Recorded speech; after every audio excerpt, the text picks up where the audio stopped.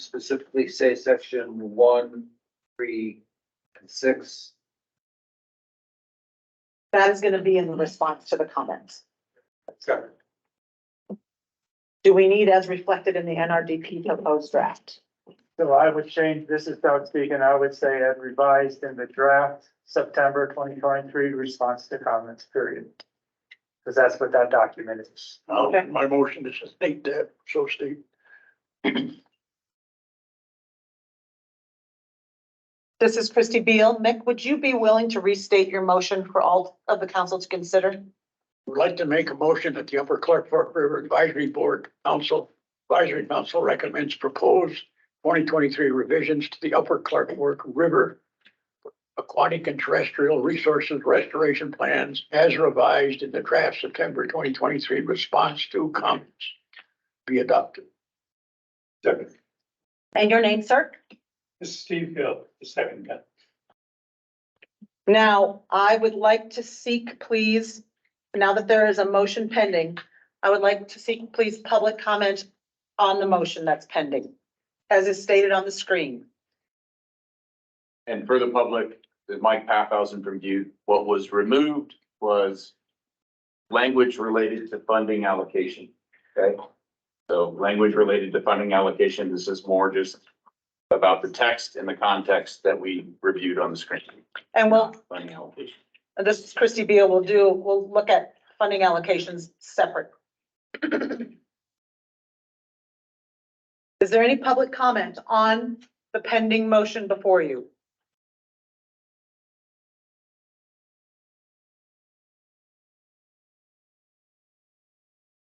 Hearing none.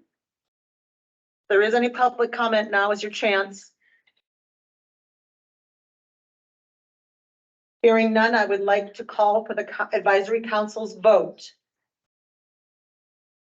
All in favor of the motion before you on the screen, made by Mick and seconded by Steve.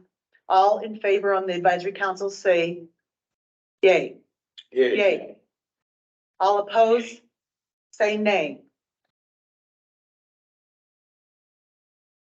Mick's motion for the revisions to the plans passes.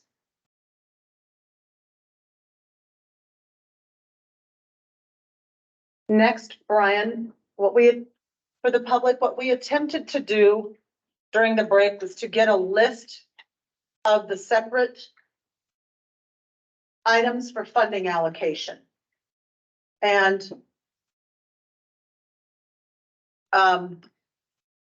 Brian, if you could take the proposed motion and remove the words revisions and.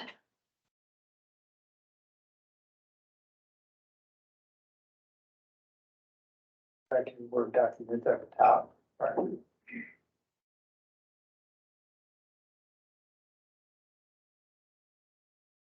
The original, this one? Or that one?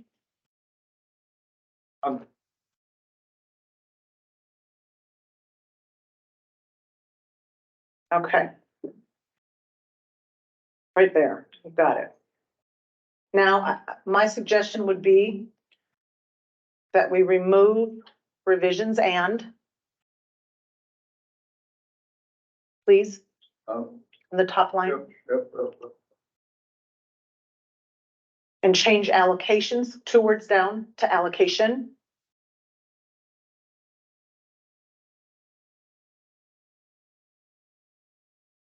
Then insert the word for and then a blank. We may be using this one. Oop, you're in the wrong spot.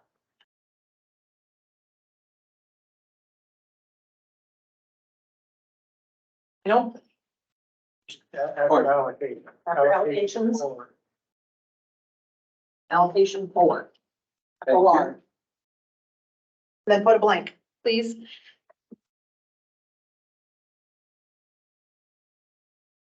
And then after the blank, change the word to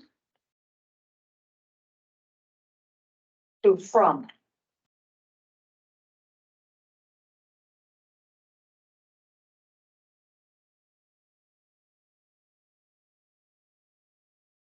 And then instead of plans, fund. Correct. Input from council, please. I think this is. Yeah. Brian, change the word plans to fund, please.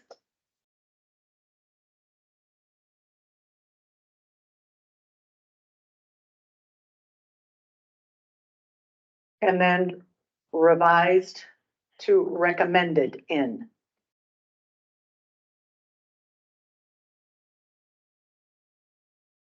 Two M's and recommended, please. This is what you call sausage making. Isn't it fun? Anybody else willing to stir the pot? Help out. I love it. Put your hands in there and go. Okay, what I'm trying to do here is to get a template for us to address the individual funding allocations, because there's clearly different views on them. Oh, where's my blank? I'm just moving it to a new slide. Tempting to move. Okay. You gotta get it. You gotta get a yellow sign that says curve ahead. Okay.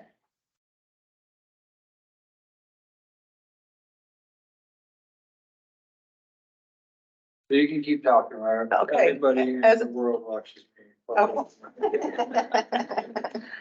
As a side note, I hope everyone recognizes that the Broken Circle split season lease that motion's already done.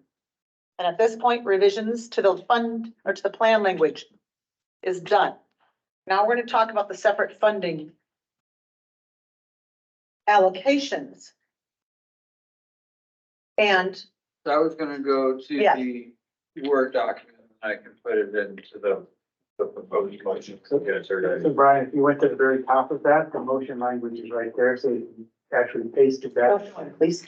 I'm on, I'm getting what he's saying. Okay. All right, perfect. Thank you. So I think we're going to start. I would like, if you arrow down, please, Brian, we're going to start with the aquatic monitoring, the funding of the aquatic monitoring that has been addressed in the September 2023 draft response to the comments, and which we spoke about for $1 million. Council, Brian, if you'll please go back to the top of the document. Council, is there anyone who would be willing, who is interested in making a motion? We have some suggested language for you there with respect to the aquatic funding, aquatic monitoring at $1 million. I'll motion. This is Billy Kolaski, and I thank you. I motion that the NRDP recommends the proposed 2023 funding allocation for the aquatic monitoring from the UCFRB Aquatic and Terrestrial Resources Restoration Fund as recommended in the September 2023 draft response to comments. So, That didn't feel quite. yeah, I think you're Yeah. correct. You do need to change. The NRDP, it's gotta be. Yeah, okay, yeah. There we go. Yeah. Let me amend that. Want the dollar amount in the motion, or do you just want to cite to the plan? Do you want? Site to plan. I think we cite to the draft response. Because that carries, that holds the conditions of the funding and the dollar amount of the funding.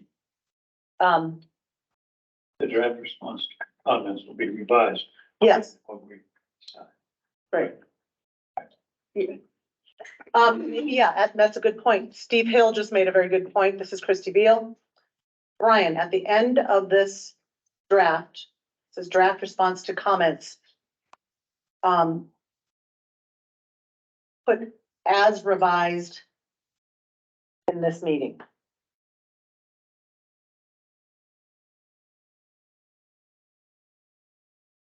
So I will amend my motion and motion that I'll amend it momentarily. That the UCFRB Advisory Council recommends the proposed 2023 funding allocation for the aquatic monitoring from the UCFRB Aquatic and Terrestrial Resources Restoration Fund as recommended in the September 2023 draft response to comments as revised in this meeting. Is there a second? Second, Mike Paphausen, you. And now I would like to open this motion. And Brian, just so that everybody in the public is clear, would you please change AC to Advisory Council for me?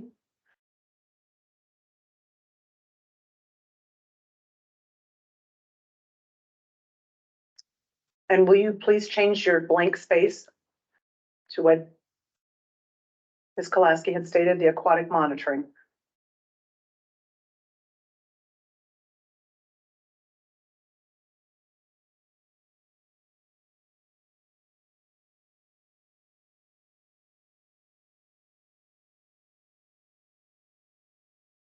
And then can you move so your control box is away?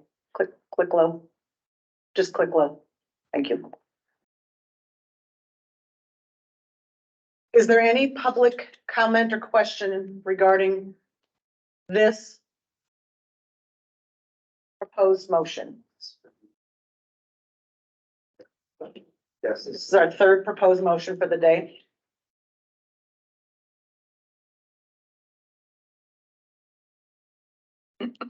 Mike, could I ask you to just keep track of what number we're on so I'm not misspeaking? Yes. Help me with that. Thank you. Yeah. Thank you. Number 3.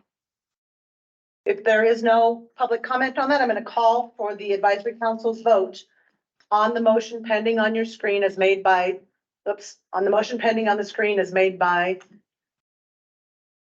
Billy and seconded by Mike. All in favor, say aye. Aye. Aye. Any opposed, say nay. This motion has passed with respect to funding allocation for the aquatic monitoring. Is it okay if I just keep copying this motion down and then we can Perfect. just keep building on it? The next one that we're going to go to is, I think we should go to.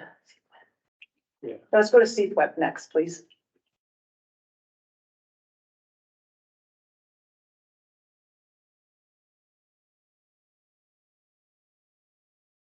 Council, this is Christy Beal. I'm looking to the far side of the room for someone who might be willing to propose a motion on this once we allow Brian to finish his work.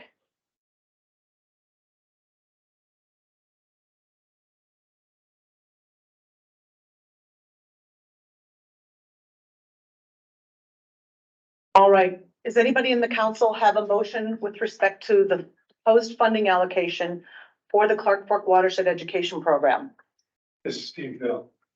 I will move that the Clark Fork River Basin Advisory Council recommend the proposed 2023 funding allocation for the Clark Watershed Education Program from the Upper Clark Fork River Basin Aquatic and Terrestrial Resource Restoration Fund as recommended in September 2023 draft response comments as revised in this meeting. Is there anyone to second that? Second, Marjorie. Marjorie Christensen has seconded it. There's a motion pending. Is there any public comment on the pending motion with respect to the funding allocation for the Clark Fork Watershed Education Program?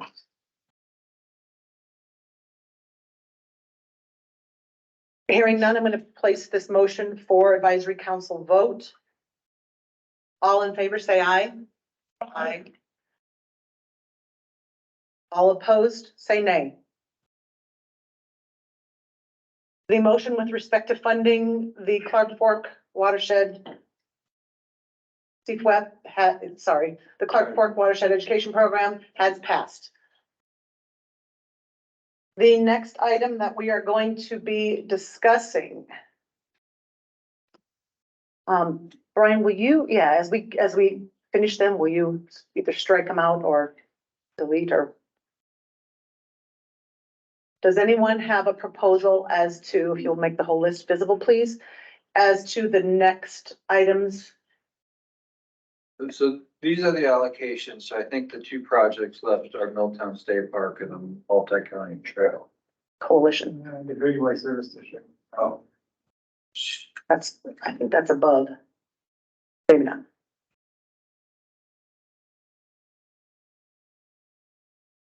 Will you please correct the spacing such that we can see the complete list that's left, Brian?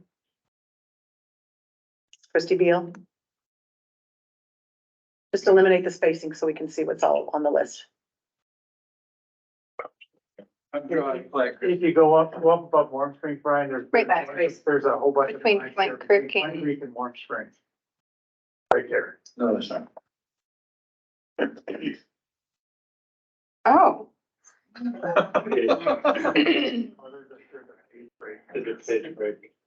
So yeah, hit page right there, Brian. Control enter, up there. Right there, control enter. Now give me the whole list, please. Thank you. Thank you. Council, do you have a recommendation for the next project or funding allocation on which we present a motion? Milltown. All right.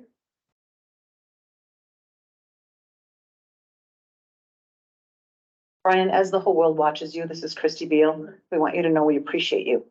Thank you. The whole world. I appreciate that. Some of them. Half. Just for that, Mike gets to do the second half.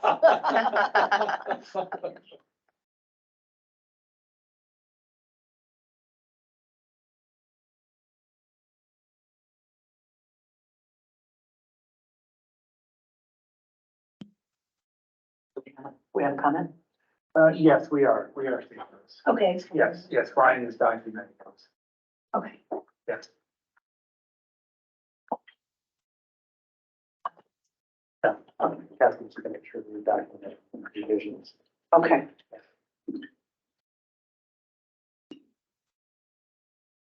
All right, who is it that suggested the Milltown go next?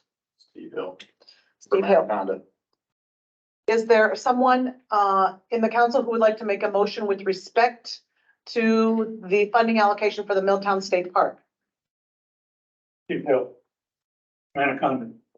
The Clark Fork River Basin Advisory Council recommend proposed 2023 funding allocation for the Milltown State Park be eliminated from the Upper Clark Fork River Basin Aquatic and Terrestrial Resource Restoration Fund as recommended in September 2023. Draft. Response. I think has he stated it, so everybody can see what he's read. He said be. So I Hang on. apologize, Steve and Christy. Our attorney Catherine is asking, are we clarifying what is being as revised in this meeting? I don't see revisions occurring thus far, but perhaps I missed something. So I'm sorry, Steve. So the as revised, I believe, is what you're adding in. Okay. That Steve just said the Milltown State Park funding be eliminated. Which is what I think we're doing. So the previous ones, and there's only two on here, one was in the slide. Those have not been revised, so as revised doesn't actually mean anything for those motions. Yes, it does, but this meeting's not over, so they're not all collected yet. Okay, so we're all clear on what we're doing, I think. As revised in this meeting, the revisions of which are coming still, and one has just come in. Okay, thank you. I'm sorry, Steve, can you please repeat? Yeah, the Upper Clark Fork River Basin Advisory Council recommends the proposed 2023 funding allocation for Milltown State Park be eliminated from the Upper Clark Fork River Basin Aquatic and Terrestrial Resources Restoration Fund as recommended in the September 2023 draft response to comments as revised in this meeting. Now, the September 2023 draft response to comments will be the revision. So should it say Milltown State Park Pick out what you just put in, Brian. zero funded instead of eliminated, because that can be construed as what's in the response to comment, can be eliminated. I don't know. Doug, This is Doug. My recommendation would be as revised by the advisory council in this meeting, Oh, okay. because that's what you're doing. You're proposing to not fund the Milltown State Park. And so that's your, does that work, Christie? Or, Yes, I think, this is Christy Beal. I think we also, They're recommended advisory in. Council recommend. We would need to say recommends eliminating up there. he Yeah, did. that's probably better. So right now it says advisory council recommends funding allocation for Milltown from the fund as recommended in the draft response. I think that has to B. be removed, Yeah. because it's not recommended to be removed in the draft response, right? The funding allocation should be zero. Should that be similar? Well, you're not. Hang on one second.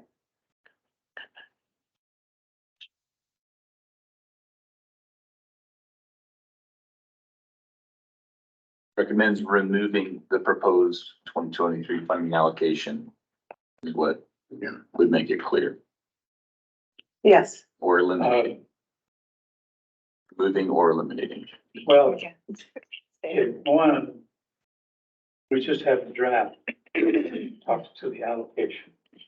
Would this be better if it said advisory council recommends the proposed 2023 funding for Milltown State Park be denied?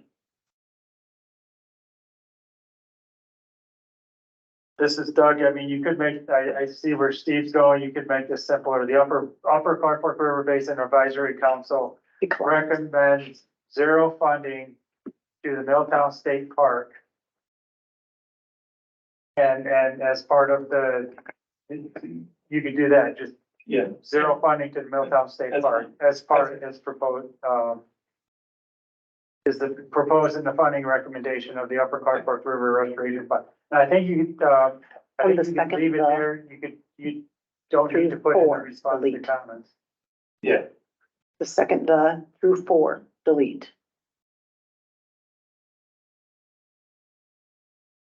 Steve, would it be fair to add at this time or any language such as we would potentially entertain it in the future? Not from my perspective. So you need to delete the eliminated. Right.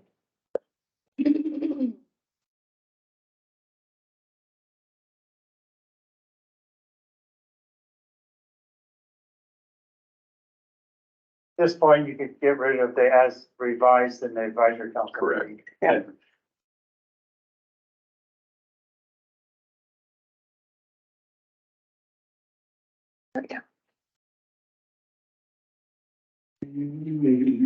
Why would we not keep the as revised in this meeting as we have in the others?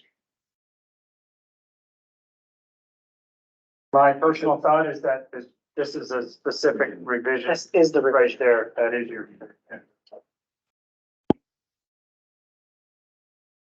Mr. Hill, would you please restate your motion? Yeah, Steve Hill from Anaconda. The Upper Clark Fork River Basin Advisory Council recommends zero funding to the Milltown State Park from the Upper Clark Fork River Basin Aquatic and Terrestrial Resources Restoration Fund as recommended in the September 2023 draft. Is there a second? Second that motion, Maggie Schmidt.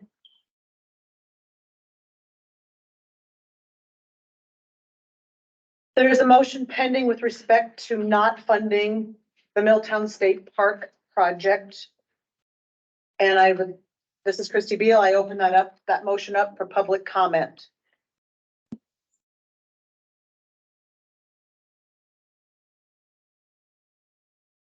Is there any public comment with respect to this pending motion regarding the Milltown State Park? Hearing none. We're going to move, I'm going to next ask for the advisory council's vote with respect to, Christie, we do have a online comment from our attorney. okay, Catherine, do you want to go ahead? Yeah, I'm sorry. This is Catherine Houserath. I'm an attorney for the Natural Resource Damage Program. Thank you. I just wanted to request that, would it be possible to only use the phrase as revised in this meeting where you're actually revising the requested funding? I think it'll be a little bit confusing parsing through the minutes for the aquatic monitoring and the Clark Fork Watershed Education Program, because as I understand it, the council has adopted those unchanged from the recommendation that was put forward in the September 2023 draft response to comments.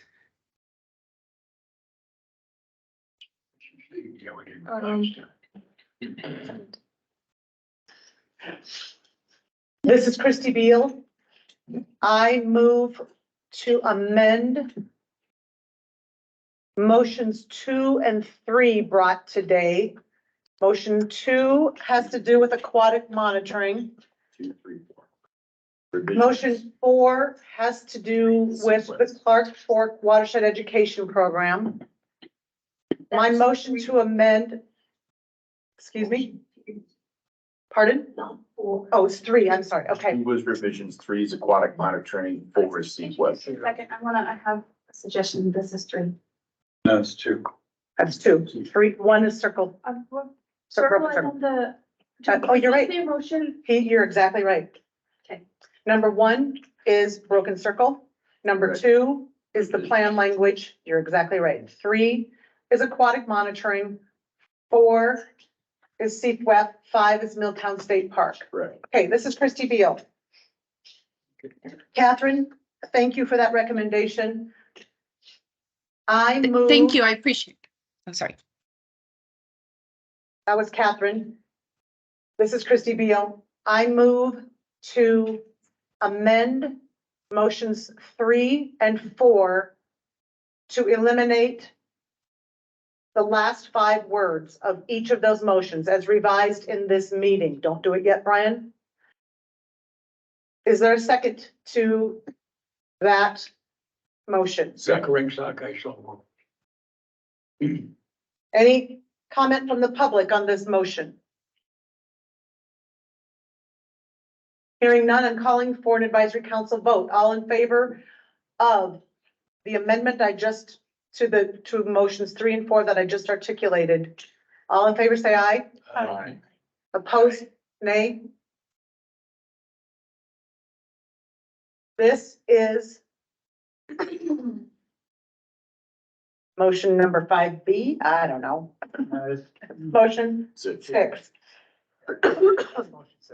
Brian, please put motion 6 as the motion to amend motions 3 and 4 to eliminate.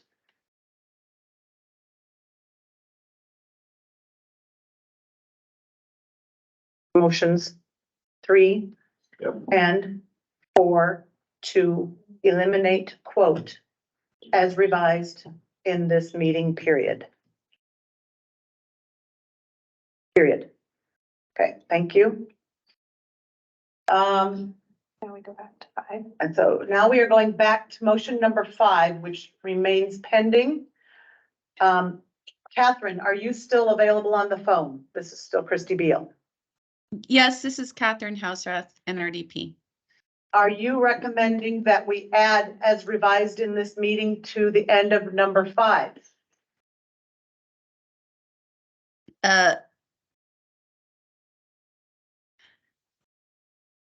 As revised in this meeting, so you're recommending 0 funding to the Milltown State Park. That is I the am motion. wondering. Yes, I'm sorry, I'm reading it. So 0 funding. I don't think it is necessary, but I'd like your No, I don't. thoughts. No, I don't think it's necessary either because but I'm wondering if as recommended, makes sense because that isn't recommended in the September 2023 draft response to comments. I know that, but you could actually put it. As a change or something to the September 2023.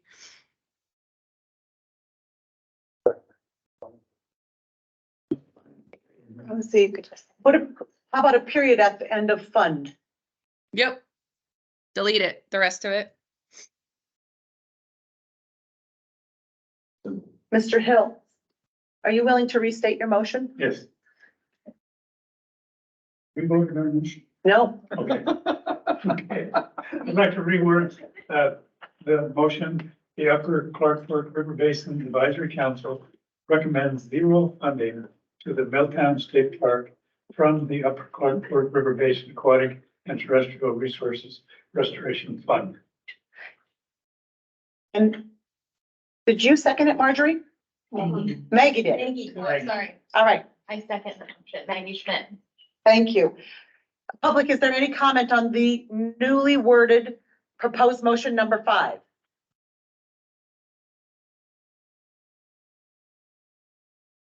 Hearing none, I will call for an advisory council vote.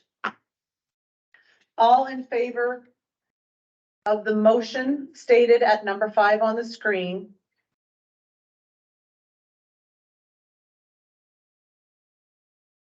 Which provides zero funding to the Milltown State Park.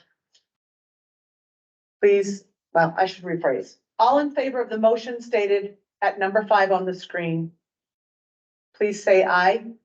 Aye. All opposed to the motion stated on the screen at number 5, say nay. Motion number 5, with respect to zero funding to the Milltown State Park, has passed.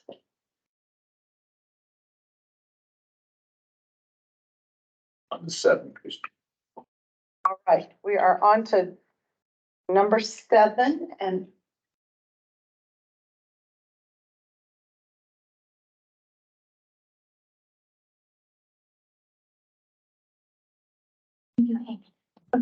thank you for seconding. Take care. Revised motion, okay. Number 7, does anyone on the council have, a motion they'd like to bring with any of the remaining on the list here? Warm Spring. All right.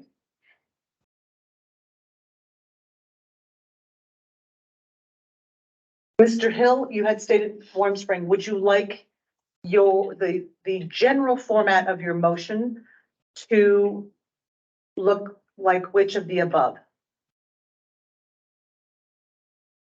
Or similar to, for a starting place for Brian?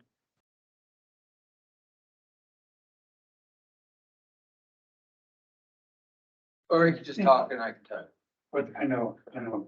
The Upper Clark Fork River Basin Advisory Council recommends additional funding for the Warm Springs Priority 1 stream segment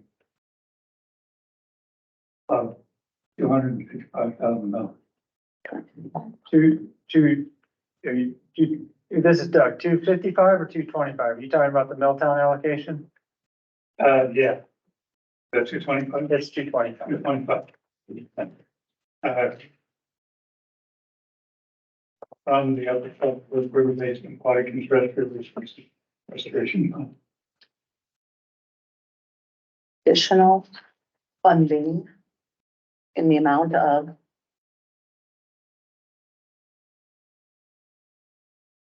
$25,000. Change Milltown State Park to Warm, then Warm Springs. Priority 1 stream segment.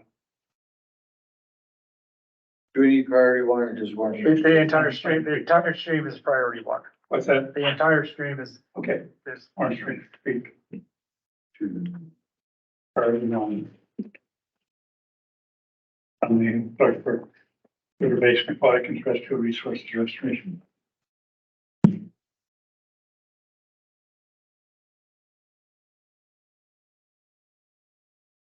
Mr. Hill, are you satisfied with the reflection of your motion on the screen?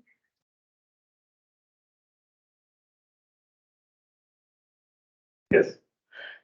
Is there a second to Mr. Hill's motion number 7? This is Mick, second.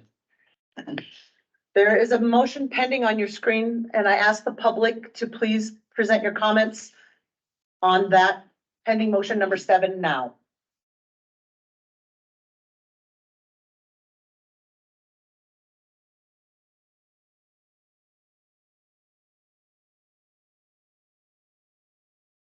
Hearing none, I will place this before the advisory council for a vote. All in favor of motion number 7 with respect to Warm Springs Creek on the screen? Yes, Brian. Is just a clarifying question, I think.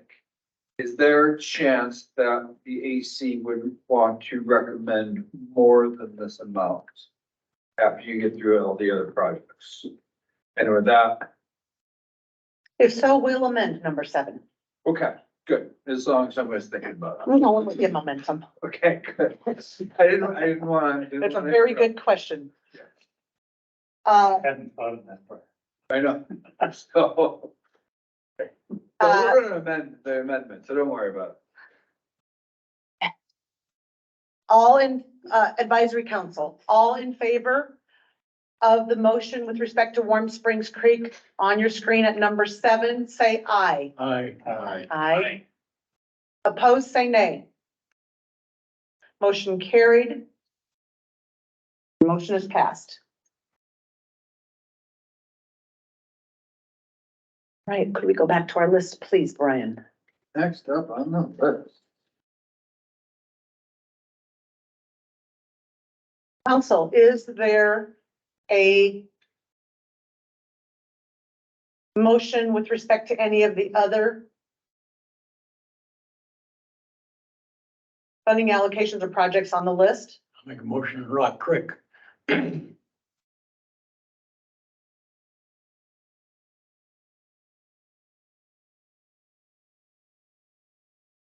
And what was your name, sir? My name's Mick, make a motion to Rock Creek. And Mr. Ringsack, would you like your motion to reflect closely aligned with any, which of the above, that which on your screen to help Brian with drafting? First one we did, I think 0.5.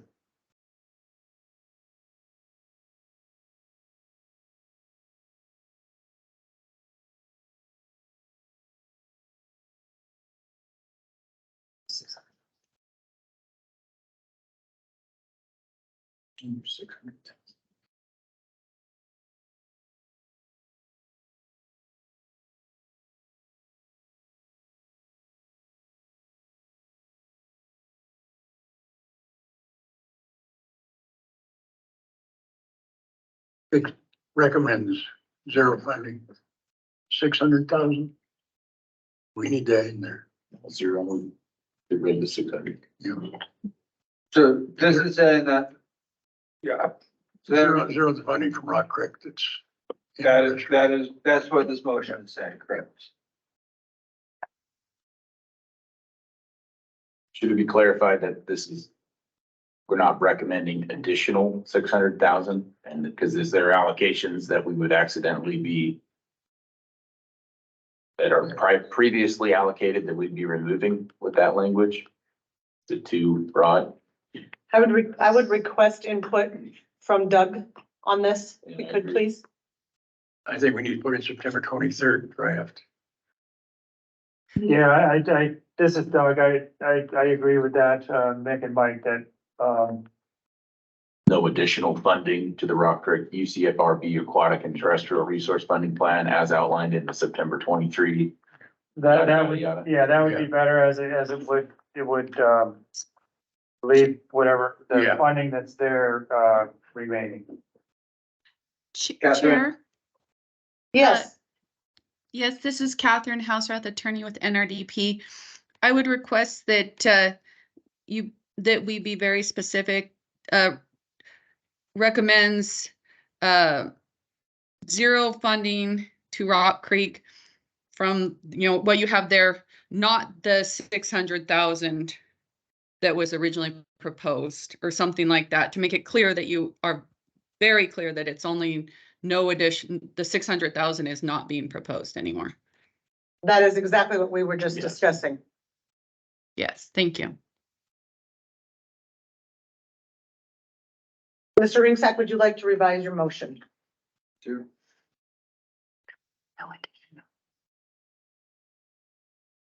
Recommends. What? Zero, no, it recommends removing the $600,000 funding to Rock Creek, Upper Clark Fork River Basin Aquatic and Terrestrial Resources 2023 restoration draft. You removing the proposed 600,000? Proposed addition.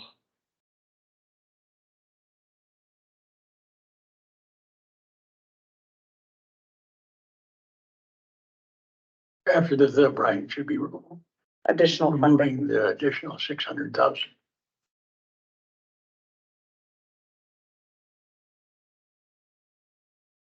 Proposed in, I don't know, I'm not sure. Let him go. Where's it?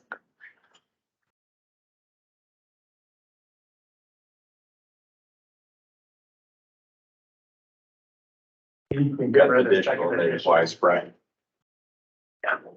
Additionals in there twice, please remove it on the second one. Yeah.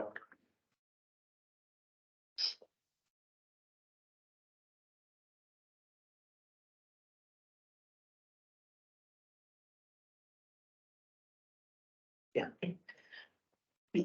I'd like to request some commentary from Doug on what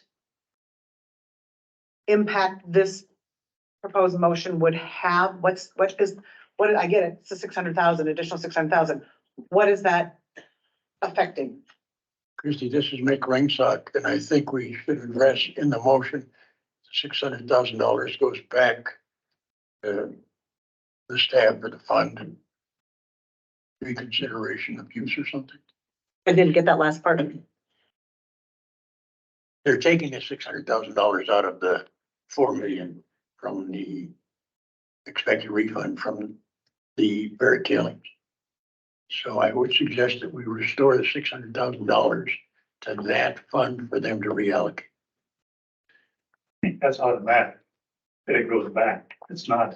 Before we go there, I'd like to get comment from Doug as to what this 600,000 is coming away from. What were the proposed projects that this is affecting? So this is Doug, the 600,000 to be allocated, or that we proposed to allocate to Rock Creek was actually coming from the interest. It has to come from the interest. It's too far downstream for the, any reimbursement from parity.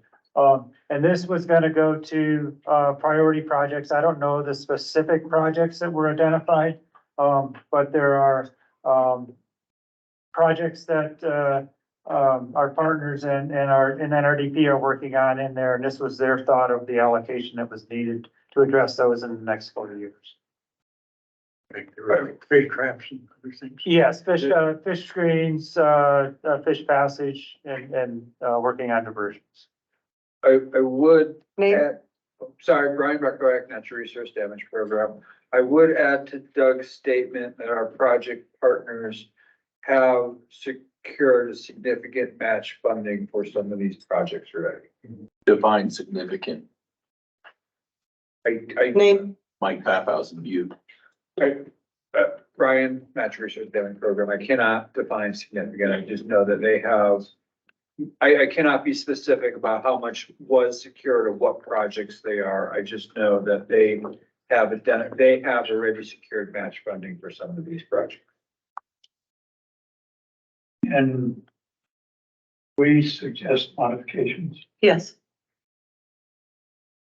I'd like to modify that by saying the Upper Clark Fork River Basin Advisory Council recommends reducing the proposed funding to Rock Creek to be $300,000. Maybe need to reword it. I hear what you're saying, and this is dialogue Yeah. we should have, well, And as a discussion on that, I think maintenance of a resource as important as that is important to the entire clerk. This is Mick, and I appreciate your comment, but my point and the whole concern for even doing it, it's a great stream, it's a great project, is it's outside of the damaged area.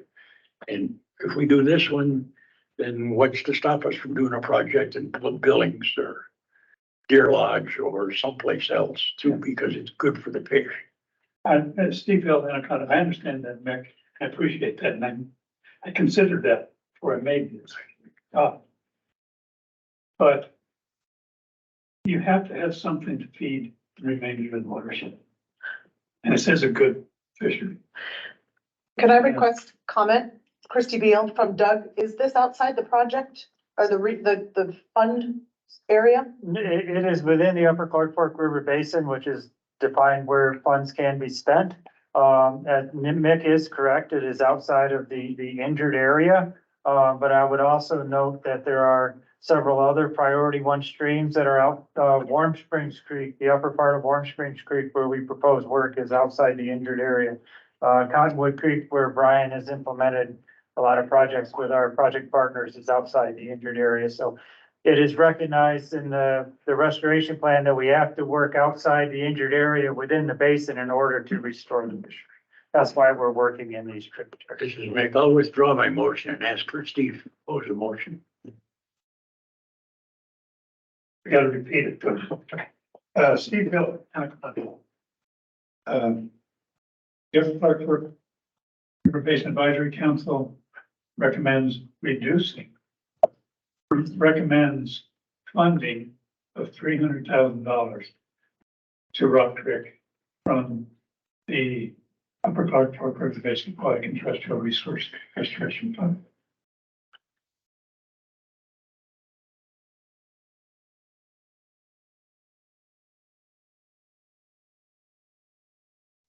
That make piece of CSKT, do they lose the match, Brian?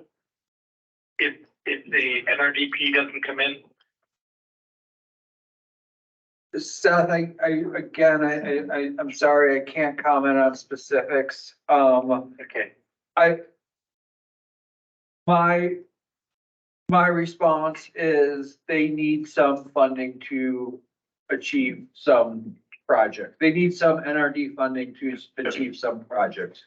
So my response would be that they will not do as many projects, but I don't believe they would not do any projects in Rock Creek. Okay, thank you. Brian, could you guys repeat what Seth said, because I'm pretty sure the audio didn't pick it up. Oh, sorry, Seth Makepeace asked to clarify whether this reduction would result in our project partners losing their match funding at Rock Creek. And the response was, I don't think, I believe, again, I can't speak to specifics, but I believe it would reduce the amount of projects and not stop them from doing all projects in Rock Creek. Is there any interest in funding Rock Creek only to the extent, I mean, 600,000, 300,000, we don't know for sure the impact on that. Sorry, this is Christy Beal. We don't know for sure the impact on that to matching funds. Do we want to consider recommends funding the Rock Creek Allocated. for the amount required to match Projects already slated. projects that have, I mean, I'm saying this poorly, but how do we do that? Up to a certain point. This is Mick, and I think that they asked for 600,000, but I'm sure that the match projects are not the total of the $600,000. A large part of that is already committed to projects with no matching funds. And I don't know, I can't say this for sure, but I bet $1 to a donut that 300,000 will cover all the matching projects. This is Doug. I would recommend, if you're gonna recommend amount, just recommend the amount, especially on these these types of projects, there's a lot of uncertainty in what the cost of the project will be and coming up with that exact amount. I think their range in their request, Trout Unlimited's request for this was, up to 750,000. You know, so because it was, you know, there's uncertainty on their part as well. So I would recommend you just go with a dollar amount. Do we have anybody on the public? I know we don't have an exact motion that's been seconded yet, but do we have anybody in the public from Trout Unlimited that can speak to these projects online or here? I do not believe so. I mean, we can try to phone a friend, but that would be. No, you don't have to do that. Alex, do you have any input on what projects are, and I know that's totally out of your wheelhouse, but. Yeah, my only question is, State your name, come up to the podium, sorry, calling you. Alex Leon with the Clark Fork Coalition. My only quick question is the common to commit match before it's been allocated? That's my question, is like, why would they be using match if you guys haven't allocated it yet? That's my.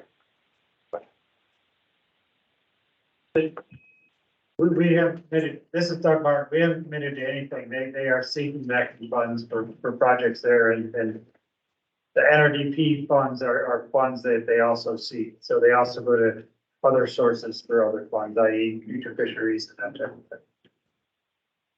thing. My response is they obviously wanted the 750 or whatever their original request was. This would get a certain amount of projects done. It's probably, again, not as many as they request. Sure. Mr. Hill, would you like to, go ahead. Chair, may I read the quote from their public comment? Would that be helpful to the council's discussion? This is Catherine Houserath, sorry, NRDP attorney. Would it be helpful to hear their the sentences preceding it, where they talked about how much the projects would cost and how this would fit in, or would that be helpful to your deliberations, or? Can you tell me which number in the list of comments in the appendix? 98? So this is from their project proposal. It's, and were those attached to the appendix? I'm sorry, it's number 13 in the original comment on the scoping in May. I don't believe it's in your packet, Christie. Well, I had 98, it's one of them, is 13. Let's see. Catherine, it's not, I don't think it's in the response to comment. Yeah. Yeah, it's not. Response It to was projects. Yeah, it was in the original solicitation. This is comment 98 from Trout Unlimited with respect to Rock Creek. Their comment of July 18th, 2023. Number 3, Rock Creek. TU supports the allocation of additional aquatics funding for completion of priority fish passage projects on Rock Creek. Given the overlap with NRDP priorities and bull trout recovery actions in Rock Creek, we are working to leverage NRDP investment in the watershed with federal and other funds to complete the approximately $2 to $3 million in project work to reconnect migratory fish habitat in Rock Creek. Yes. We have, Oh, sorry. go ahead, Catherine. Oh, I was in their original request. This is Catherine. They had said that an additional 500 to 750,000 in NRDP funding dedicated to Rock Creek for aquatic restoration will enhance our ability to leverage the remaining funding required to complete these projects. This is Mick, and I think the too many people have looked on this as a piggy bank and a cash cow and used when they could find their money elsewhere. This is not the only source of funds they have. They'll get as much as they can. And I don't blame them for asking, but I think we've given them an awful lot over the years. I think 300,000 is being generous. We do have Caleb on the phone now, FWP. Caleb, would you like to comment on the projects in Rock Creek if you know about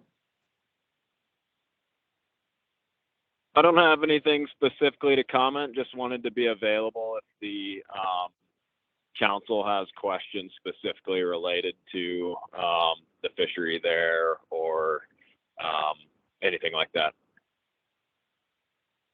Mr. Hill, would you restate your motion, please? Yes. Steve Hill, Anaconda, the Upper Clark River Basin Advisory Council recommends funding $300,000 to Rock Creek from the Upper Clark Fork River Basin Aquatic and Terrestrial Resources Restoration Fund. Is there a second to that motion? I'll second. Me. Public, this is for you for comment. The motion with respect to Rock Creek funding is at number 8 on your screen. Brian, please let me know if there's any electronic commenting. Yeah, we've delegated that responsibility. Look to Jody. Jody, yeah. Is there any comment on electronic? Okay, thank you. I can't see Team Blum. Gotcha. Sorry. Is there any comment from the public that's present here?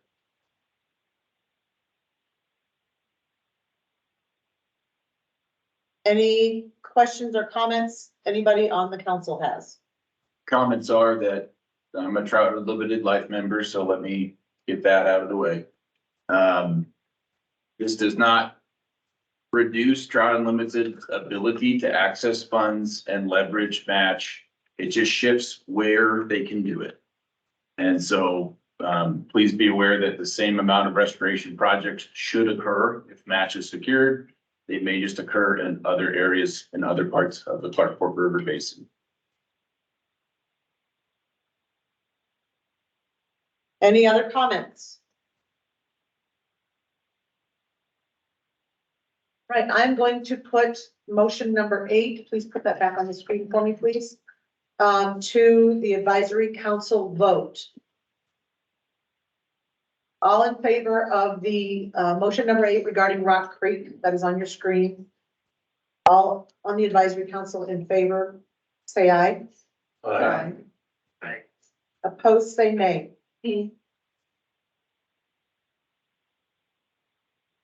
Motion passes.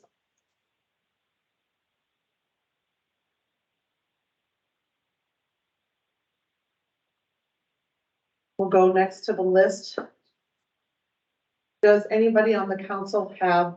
I would propose that we can take Basin and German Gulch off of those unless those were just reducing those balances to. That is true. We were taking those off because we didn't have projects there. Okay, so, Unless somebody has a, well, we should, that recommendation needs to be considered. Okay, sorry. Okay, let's, We could lump projects though together if we're in concurrence with the proposed draft plan. We could name off ones that we just say, let's hit them all in one motion here and not sit here until dinner time. thank you, Mike. Would you be willing, please, to propose a motion with respect to reducing the funding for Basin Creek and German Gulch? Yes, the Upper Clark Fork River Restoration Basin Advisory Council seeks to recommends approval of funding. No, I'm just gonna recommend approval as written in plan of which basins were they? Which creek? Basin Creek. Basin Creek and German Gulch. As recommended in. As recommended in the draft September 2023. Acronym SOUP plan.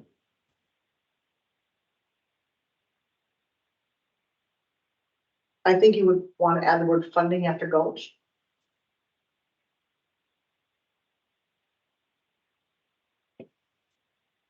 Yes.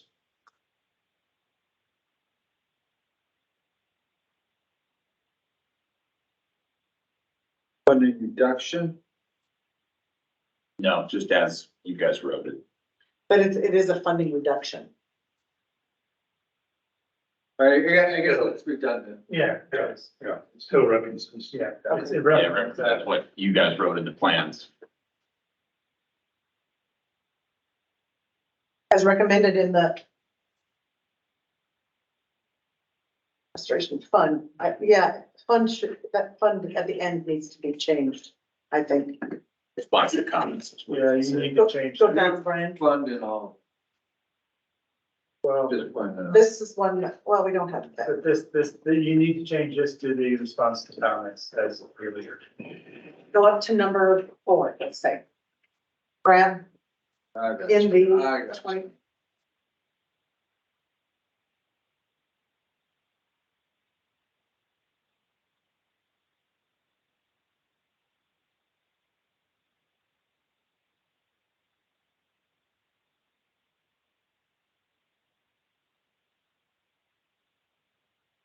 You can delete the advertised.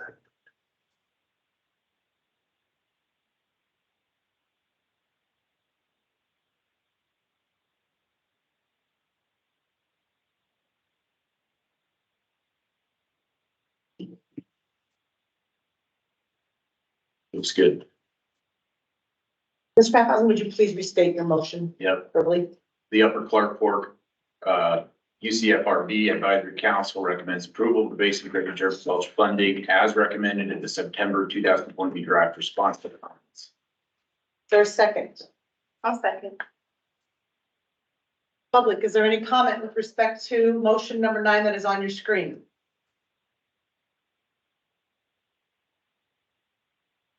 Any electronic comment? Hearing none, I'll place this before the advisory council for vote. Advisory council, all in favor of motion number 9 presented on your screen, say aye. Aye. Opposed, say nay. Motion passes.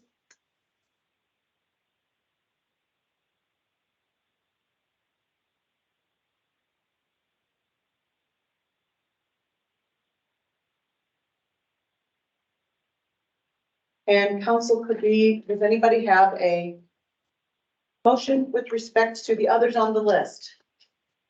I'll make a motion on the Multi-County Trail Coalition. Fantastic. Ms. Kolaski, when we get to the next screen, would you please let Brian know which of these you would like to use most closely? I am going to motion to approve this as it was recommended in, so whatever So like item 4. verbiage needs that.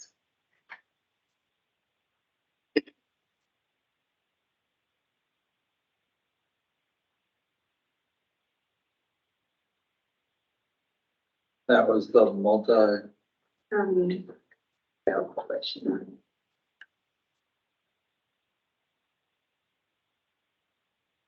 Delete the advertised.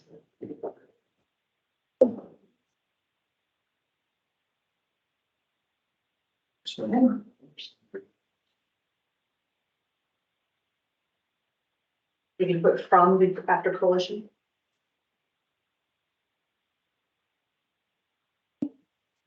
Ms. Kolaski, would you please restate your motion in full? Yes, I motion the UCFRB Advisory Council recommends the proposed 2023 funding allocation for the Multi-County Trail Coalition from the UCFRB Aquatic and Terrestrial Resources Restoration Fund as recommended in the September 2023 draft response to comment. I will second. This is Christy Beal. Public, is there any comment with respect to motion number 10 presented on the screen?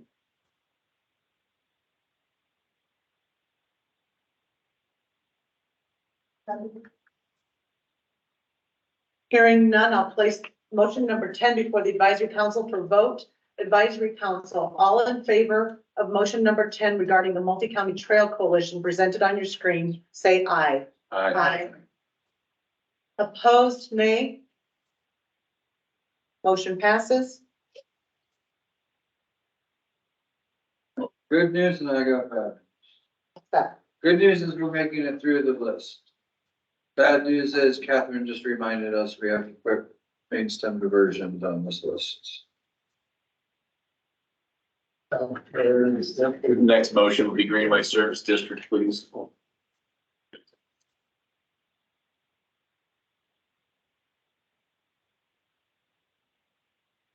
Just take the existing motion and put it up there. The number, That was Mike and then Mick. Number 11, motion number 11. Greenway Service District. Go ahead. copy number 10 down, there, Thank you very much.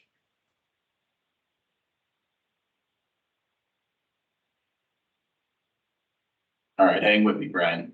You scribe here. The Upper Clark Fork River Basin Restoration Advisory Council recommends the proposed 2023 funding allocation for the Greenway Service District's request from the UCFRB Aquatic and Terrestrial Resource Restoration Fund as recommended in September 23 draft response to comments. However, my motion will clarify that we are not reclassifying this project as recreational or special project, that it will remain as it was in prior. We are simply funding the project. We are not going to reclassify what it is. That takes out the match requirements then, or the additional 25% matching, is that what you're? No, I just don't think that this council knows the history on what a special project is versus a recreational project. If someone could enlighten me on this and if you want to vote on it, that's great. But that's 12 years of knowledge that I don't have. What's the difference? And is there a legal definition to prior documents that councils have acted? Mick, And this is Mick. With your permission, I'd like to add, please, too. None of the funds authorized can be used for legal or consulting fees. Only construction or engineering. can we put design and construction so that it's not limited to engineering? If they have an architect, they can use it for that.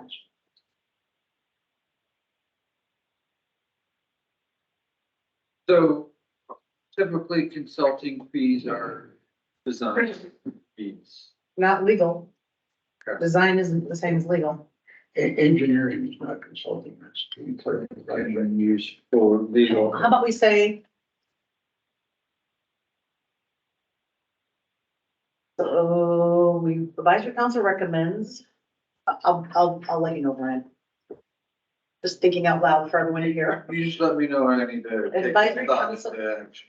The advisory council recommends the post 2023 funding allocation. Can you move to the top of the screen? Thank you. For Greenway, for the Greenway Service District, add the word "the," please.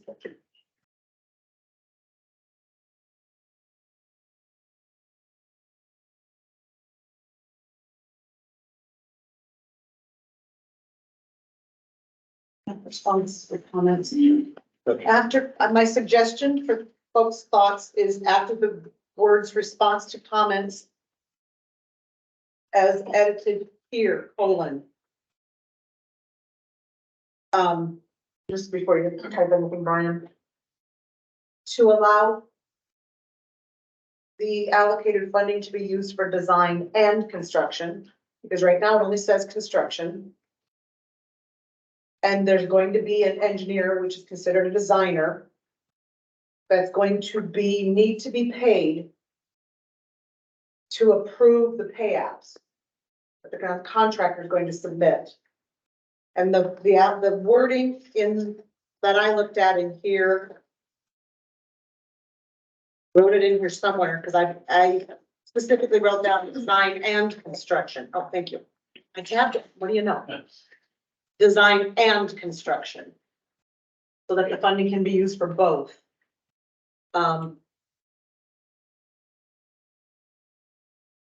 He responds to comments the following amendment. Yeah, response with the following amendments. Yes. Thank you. Colon. No, The, we have to make the statement. However, we are not reclassifying this project. I haven't gotten there yet. I'm gonna get that, I swear. With the following amendments, the allocated funding can be used for both design and construction.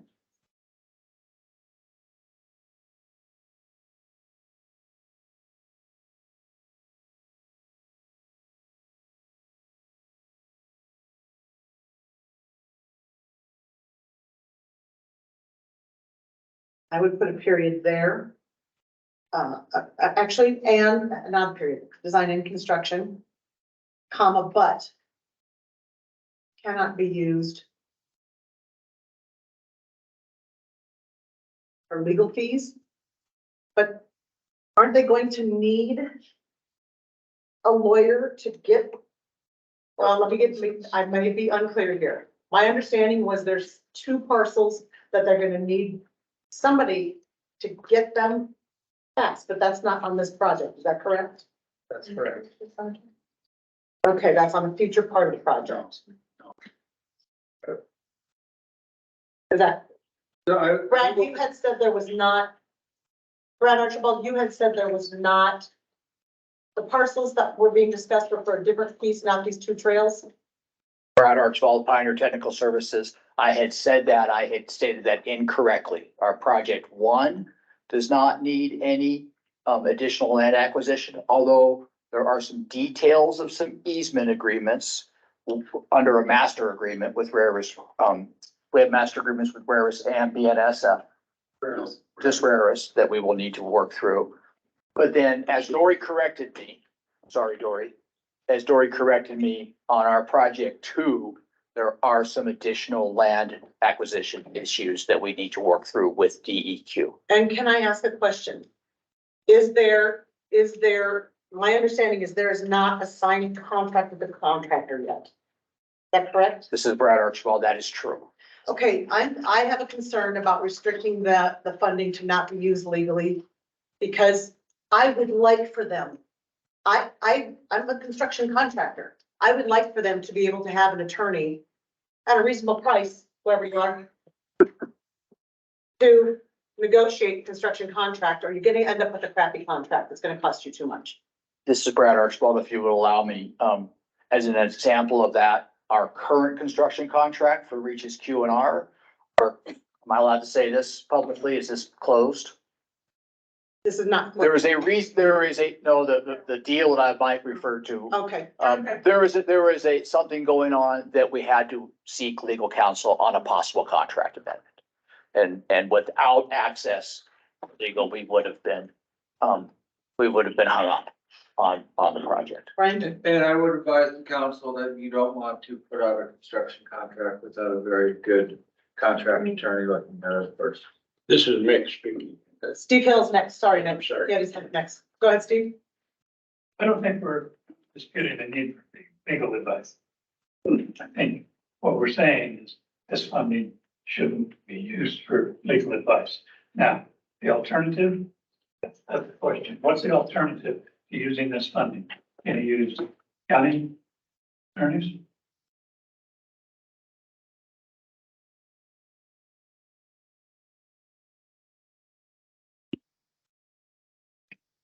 This is Dory Strickard, project manager for the Greenway Service District. The Greenway Service District is a multi-jurisdictional service district representing Anaconda, Deer Lodge, and Butte Silver Bow counties. We have found that it is necessary for us to have legal counsel. We are relatively independent from the local governments with respect to this kind of service. Our requirements, are at the advice of our engineers and our attorneys. We award contracts, we amend contracts. The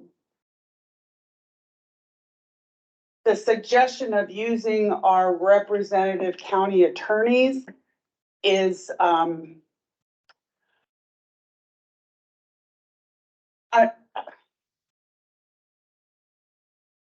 just think it becomes a cumbersome issue. And our county attorneys, for example, I actually did speak to the county attorney about the matter that Brad alluded to, only in the context of how it affected the operations of the local government in our budget and finance division. She's reminded the local government does not sign our contracts. The local government does not review our contracts.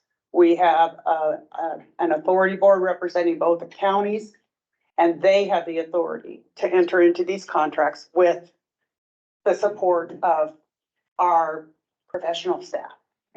Then considering the complexity between the two jurisdictions, I think restricting this and not include legal reviews can add confusion and mistakes. So Listen, Rick, and we have 5 county attorneys in Butte. One of whom has a degree in environmental. In the last 12 years, going through the books, there's approximately $454,000 that we spent in legal fees. That's $50,000 a year. And, you know, that's a lot of money to do a lot of work on the greenway. Butte, Silver Bowl, and Anaconda are jointly involved. There's 5 attorneys there. I just think that they're asking for this funds, and these funds should be spent solely on the construction and extension of the project that they say is so important. And if they need counsel, there are other funds that are not these, that are unencumbered, that they can use. But I want to see this money actually go doing something on the greenway. Mike Paphausen and Butte, while I agree with the breadth of what Nick is saying, that we would like to see projects on the ground, I would like to point out that Butte Silver Bow County is also named the PRP and many legal documents with ARCO, and likely would not pass a conflict check. So their ability to represent the Greenway may be inhibited. Now, Anaconda, Deerlodge County, that might be totally different, but I don't know if that's going to be an option in Butte Silver Bow. Well, Christy Beal, my comments are that I believe this council has communicated clearly our expectations and needs to the Greenway Services District. I believe they're going to need legal counsel.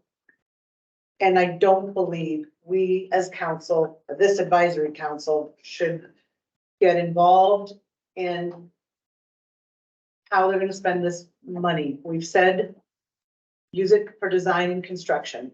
I believe there will be some legal fees necessary to get these 2 trails constructed. That's my input. I don't think we should discuss the legal and consulting fees here. This is the next, and I will withdraw that last sentence based on the fact that I have legal advice, one of the best. Well, no clarification, that's I my know, comment. give me advice. No, this is on public record. This is, I cannot give you legal advice, You Nick. did not, based on your reputation. It was innocent. I'm just saying, I think that they're gonna need that, and I think as the advisory council, we shouldn't meddle that deep, even though I believe we have all explained what we hope to see this money spent on. Yes, this is Mick, and I would like to withdraw my last sentence. Now we need to discuss, Brian, if you'll take out that last sentence, please, that'd be great. We need to talk about the reclassification of the project. Yes, Brian. I apologize.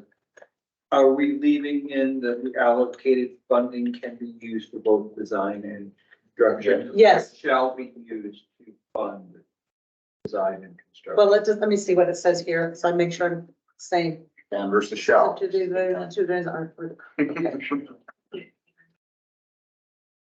To ensure there's a, so it's, this one said that the September 2023 draft response to comments says to ensure the Greenway Service District receives up to $2.5 million for the construction of 2 trail sections, or the cost of the construction of these 2 trail sections, whichever is less. My point of clarifying that was to be sure that, let me see, that's a good point of clarification. Let's see, following amendment to the allocated, with the following amendment to the draft response to comments.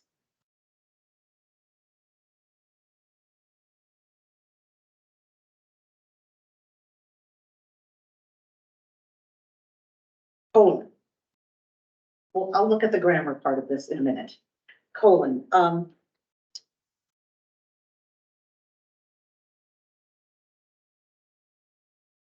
Shall be used to fund. hang on, Construction of the 2 trail segments. amendment to the draft response to comments, colon. After the colon, please put amend the sentence in the draft response, which starts another colon, quote, based on comments received, comma,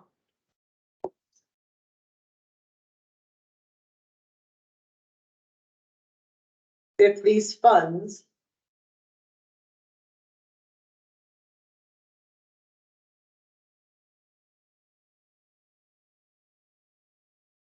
now please put in ellipses. Ellipses is dot, dot, dot. Oh, I didn't do that.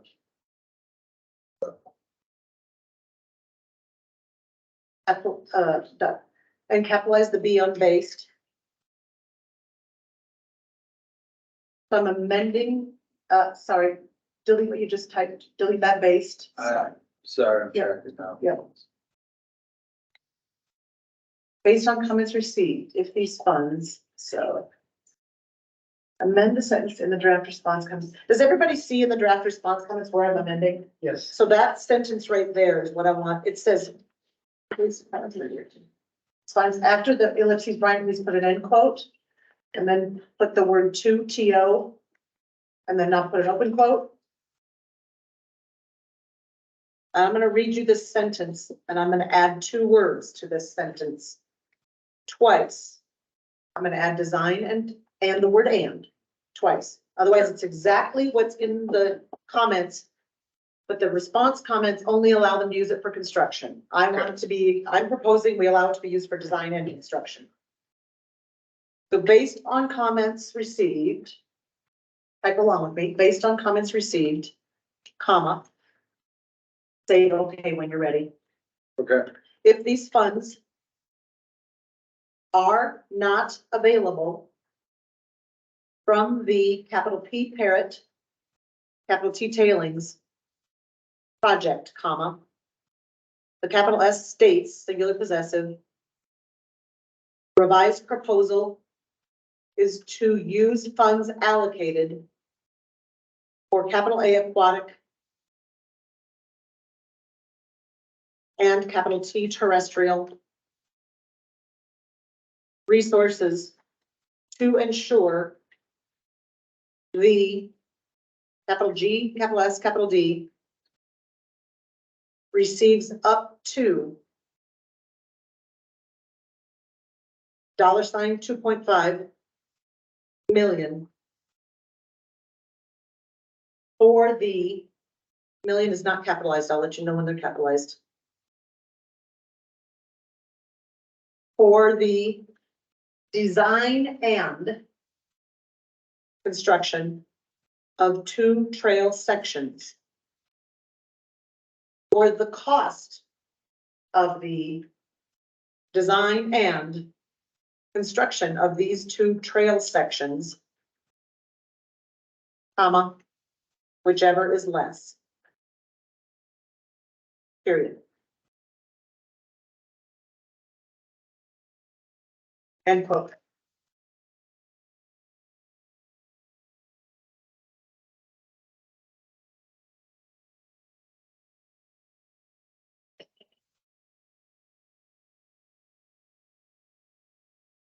And then you can take out after the end quote and delete.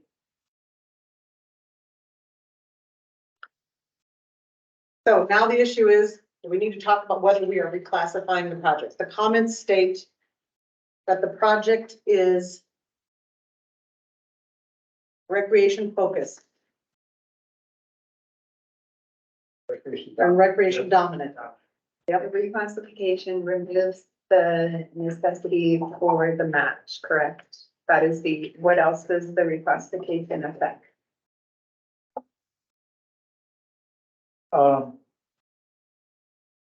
Yes, because we are requiring, or our proposal is, and section 6 is, was accepted, or moved to accept. Recreation dominant projects have a 25% match. So the reclassification would mean they would be required to seek match, but not required to have match. No, as it's written, they're required to get 25% match. Right now, but if we reclassified it, they would have to seek match because the other projects were required to seek match. And then this is where I think we need to have discussion is that the comments as written are reclassifying the project to recreational from whatever special project meant before. And so I would like this council to stay out of what is a special project versus and what is in and is not in the ROD. And what is, I just want you guys to get the money and get the job done. And I do not think this council has the legal or technical proficiency or history and background to comment on that subject matter. I think that is for the Greenway Service District to work out with NRDP outside of this council. That's my opinion. Go ahead, I Doug. agree with you. Hang on, by saying Doug's next. Go ahead, Doug. All right, this is Doug Martin. I guess the one clarification I would like for our purposes is, the match requirement. Is this council gonna require the 25% match or, just that the Greenway Service District seek match or no match? I think it needs to require a match to have it. Yes, it's the first time we've done anything, seek or have a match. And I think very much the Greenway based on the last 15 years and getting grants and it's a match. It's my opinion. Didn't clear, If everyone is subjected to it, my proposal would be the word seek is applied to the Greenway Service District. But that is a potentially contentious argument. So I was just gonna ask for clarification, Mick, you say seek or require? Required. Okay. I'm partial to seek. I would be agreeable to seek. I'm partial to require. didn't we pass those administrative motions earlier that included the 25% match universally on recreation dominated project? Yeah. Yes, But the recreation dominant project. yes, it is. So there's not a motion on the floor from the council to reclassify any of them. They are classified. They can be implied in the comments, in my opinion. Implied in the comments. In the response to comments, it can be That's what we're talking about. implied that it is being classified as recreational, whereas 11 years ago, it was classified as a special project. And I don't know what that means. We'd have to do more research on this council. Maybe hire an attorney, Chris Beal. I cannot give legal advice to any board or council I'm on. But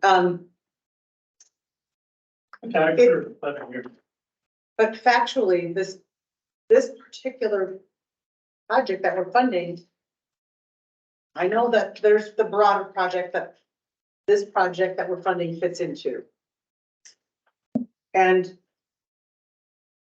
it's recreation dominant. It's to build 2 trails. We're not remediating or restoring with this $2.5 million.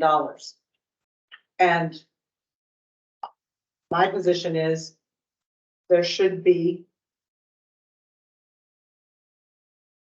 there's a lot of others that are getting matching funding.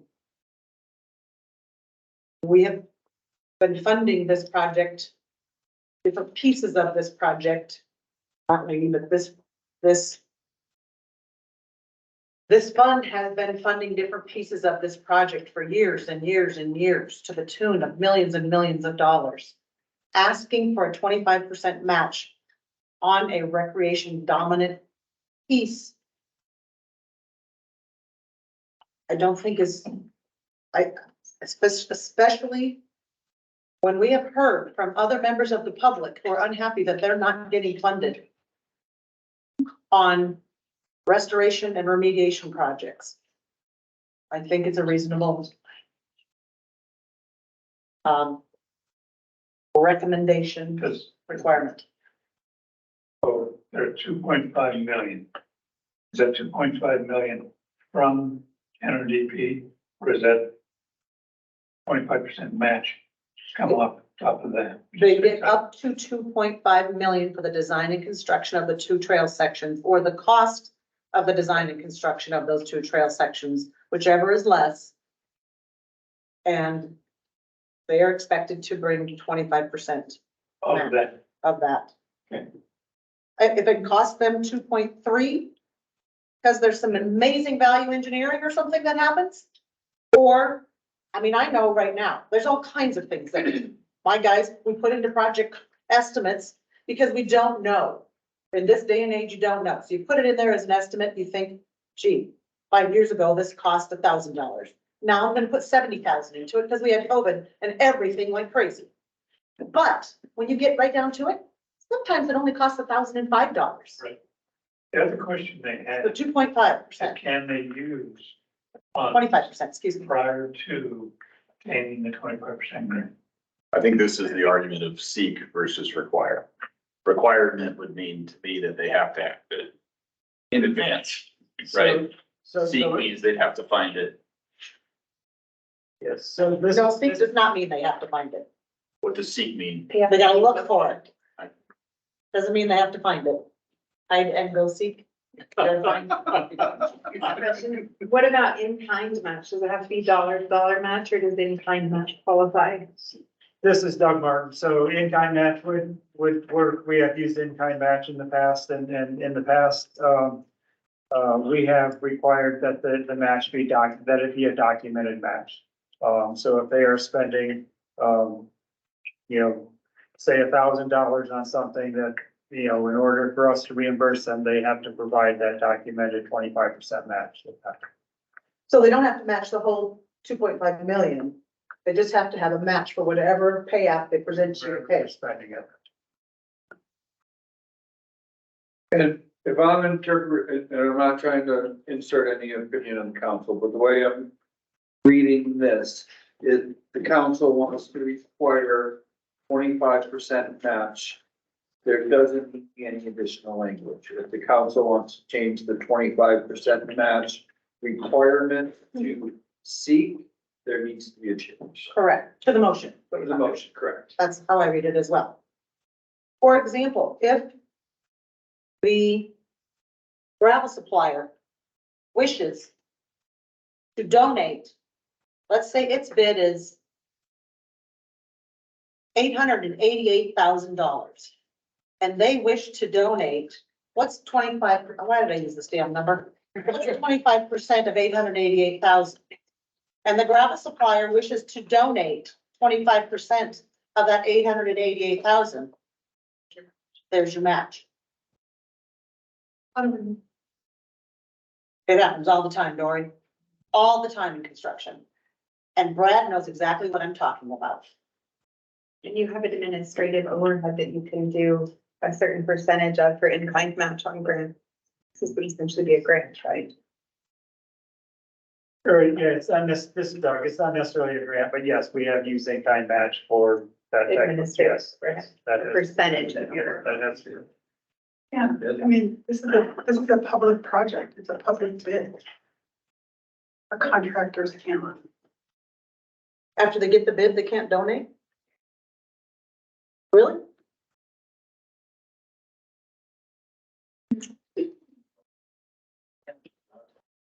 Brad Archibald, Pioneer Technical Services. I'm trying to imagine how that would go. I think Dory's point is we typically award per state law to the lowest responsive bidder. If they plan to donate that, they might bid with their donation in mind, but but later on, they can't say, well, I bid it at $10 a yard, but it's really $15 a yard, so I donated. I just don't know how that we could document that to your satisfaction. Unless it was somehow included in their bid. And we took that into evaluation in the bid itself when we made our recommendation. I'm way out on a limb here. Goodwill. I just gave a suggestion. I'm not requiring that. Okay. I'm just saying there are different ways to get at that 25% match besides asking for grant money. There's different ways to get at it. I haven't seen any effort in that regard, so I'm throwing some options out. Yes, Dory. Doris, for project manager, we cannot bid a project if we do not have the matching funds to complete that project. I mean, there are other things that are going on at the same time. I mean, we have to match it 25%. So I'm bidding a job. I cannot legally bid that job unless I have all of that money procured at the time of bid. That is a bad faith effort. That's a bad faith effort. I can't bid if I have $1 million project and I only have $750,000, that is a bad business. We would never bid a project unless we had the money in hand, and having the money in hand is the problem.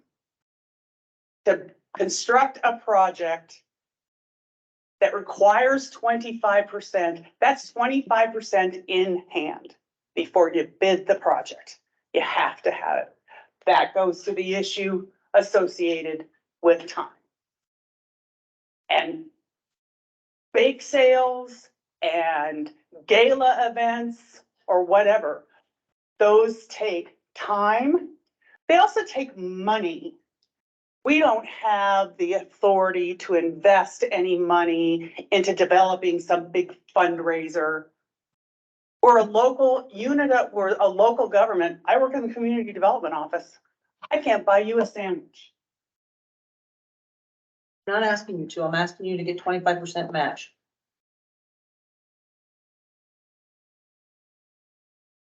Go ahead, Doug. So this is Doug. What I would propose is that we do have language, and I guess we should have been more specific in that part, but from the grants program of how that match is met and the type, we did say non-restoration funds. We do have language from our grants program about what the match is and what it can be, how it, what it incorporates. It's in-kind match and that type of thing. So we can pull that language and provide that. I think what we're all saying is there's more than one way to skin that cat to get that up to $625,000, which is where I believe 25% is. And it's up to, because if it doesn't cost 2.5 million, then. And I don't think, I understand it's not easy. We all know finding money. Did you see us making a sausage today? We all know finding money is not easy. And I don't think it's up to this council to tell you how to do that. We're just asking you to do that. If you want $2.5 million, up to $2.5 million. Can I ask am I allowed to ask? Yes, yep. Joel Gerhardt, Helen, Montana. So when we started this project, it was before there was a grants program available from the Natural Resource Damage Program. We met with DEQ, we met with the designers after the original settlement, and the plan at that point in time was to construct the remedy and then come back and do restoration on top of it later. The Greenway came, and I prepared this with a document showing how the cost could be put together, how the project should be bid as one per the National Contingency Plan that requires the restoration remediation be coordinated to the maximum extent practical in the National Contingency Plan. So they do the projects as one single project. So we integrate restoration items with the remediation items under one single project, which save bidding costs. We didn't have to undo work that was already done, and we could just put them all together. At that point in time, that was considered the match for the Greenway project, was the cost savings, that coordination cost savings. We actually calculated what some of those were in those early grants. Other efforts that we have undertaken include the Highway 1 rest area. That was originally a $1 million development in the Greenway cost estimate, but instead we coordinated with the Montana Department of Transportation and DEQ To clean that area up first, DEQ donated the property to the MBT. MBT used the Greenway plans and built the Highway 1 rest area, saved the Greenway over $1 million. If we can demonstrate those kind of things, those count as a match towards this project. Have they counted towards projects in the past? We've never had to have a match before. We've kept track of these things. We've made massive efforts that have, I would say, saved $10–20 million on this project overall. But we have never had to document those things because we've never had to provide this match in the past. So I'm just asking if we can document these at least $2 million that we've done in the past, and other match projects that we have for projects that are not before you today. We have a $400,000 match for another phase of the project, but it's specific to that phase. We can't apply it to this. What can we apply as a match towards these projects? Yeah, I don't know. I can't give you that legal advice today. I know your counsel's here. I don't know if you've asked your counsel. I don't know that. Just thinking, I'm thinking, well, that's backwards. That's for stuff in the past. So for everybody that we're requiring a match for, or anything they've done in the past, we could, like that, the purpose, I think, of a match is to get greater leverage, get greater movement with the money that we spend. And if you go backwards and use backward stuff, but That's what we've I done. would suggest you talk to your counsel and see. That's if what we've something done you every can step of the target. way, is attempted to save that money through those coordination efforts and through direct coordination with Remedy. DEQ has installed some of the bridges under their contract, so we didn't have to bid them. How do we account for that? We've installed culverts and underpasses for DEQ because it's something that the Greenway could do that DEQ couldn't do. We facilitated land trades that DEQ couldn't do. That takes a tremendous amount of legal costs, and got those secured donations from landowners that were then transferred to Butte Silver Bow. They don't show up on the Greenway's books, but they show up in the project's books. How do we account for all of those kinds of contributions to this project? Yeah, I don't know that this council is here to advise you on how to request this be a match or that be a match. I think you have legal counsel for that. But we don't have any guidelines to go by. And this is Doug Martin, and we did not provide guidelines on these matching funds. I do propose that we go back and use the grant program matching funds guidelines that we had. And I would, and I had a conversation earlier with somebody about this, and I restate it here, is the matching funds that the Greenway Service got with integrating and that type of thing it's documented, it's there, but that doesn't help us move forward. We need to move forward with the limited funds that we have. And that's where the proposal that we recommended was for 25% matching funds moving forward. Because that's where we are right now. We are cash limited at this point, and that's why we proposed the matching fund. To move forward, we could get more projects. table this for another, after we get a question like that answered, and table this and do it for another time. Yeah, my questions is very functional. If we were say to go out and get $300,000 in grants, we would be able to do $1.2 million for the construction. We would get $900,000 from you. That's the way this was written, right? Coming up with $300,000 of grants for this type of project is very challenging. And so if you have this requirement in here, it's very likely that we will never come up with enough of a match to ever build these two projects. That is the reality of the situation. Could you speak to how much money outside of the trust that you guys have found by way of grants over the last 25 years? In terms of just direct grants, there was $303,000 for the Reach A project. That was a CTEP grant back in 1998 that was used for the Reach A project and part of Reach B. That money today is probably the equivalent of $900,000 to $1 million in today's dollars. There's $500,000 for sub-area 2 from the Port of Montana. $400,000 from Port of Montana for the sub-area 2 trail, but it's not for the two projects before you, and we can't use it anyplace else. So it's just sitting there waiting for us to find the money to do that. I'm not sure about the other grants. I don't know if we can count the the fact that MBT built $1 million trailhead for us, but we have never asked for that or had to account for that, but you're saying now that that doesn't count because that was in the past. So I don't know how to demonstrate this. I'm struggling with how we successfully demonstrate to you that we have done all these things faithfully, successfully. We've carried the ball all the way down here. And we have 67 properties that we have to cross for this project. They all need easements or transfers, and they're never easy to accomplish. They take time and effort to do. And if we're stuck, I just look at this and say it affects how we can build this project. If we are stuck finding that money first, and we can't put out a disingenuous bid package, hoping for a complimentary bid that fits our budget when we don't have the money. We're not legally, we can't do that. How do we build this project if we can't get the funding because we can't get the match? How much do you have out in grants that have not responded yet? Requests. I have a $25,000 grant application. I mean, grant applications are cyclical. I understand. 25,000, you said you had 3 before and you heard back from one, so you have 25,000, and what's the other one? $10,000, heard back from them, didn't get it. And we had a $50,000 trail legacy grant application to the Montana Fish, Wildlife and Parks for $50,000 to match a bridge in project number 1. They could only be used for that bridge.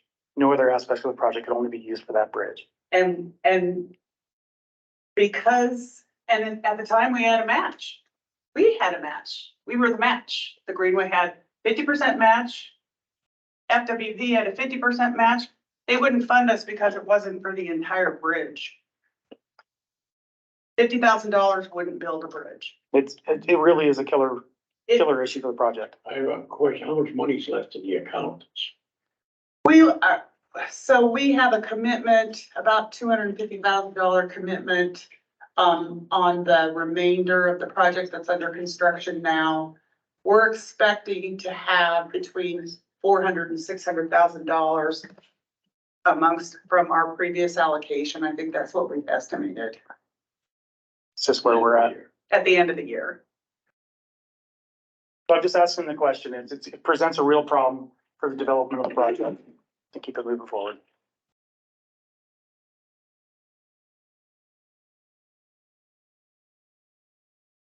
Marjorie. Maybe this is a real simplistic solution. What if we allocated 1,850,000? Not, and take out, or take 785, whatever, take out 6 1/4. Then you just get that much with no obligation for a 25% match. Take out 25% Right. of the allocation. I think that there are some ways to be creative about this. I would like to propose, it's just a proposal, that we get the other things done. And then we see. what's left from. Because I would say that, right? I'm just going to highlight it, so it's. just hold, let's leave 11 drafted and leave it there. It's not passed. Yeah. Okay. Okay. Can you remind me what, this is Christy Beal, remind me what mainstream diversions, So main stem diversions projects? This is Doug Martin. That was an allocation from the aquatic interest to allocate $750,000 to work on the main stem divergence to improve passage and reduce entrainment between within Reach 1. Or Reach A, between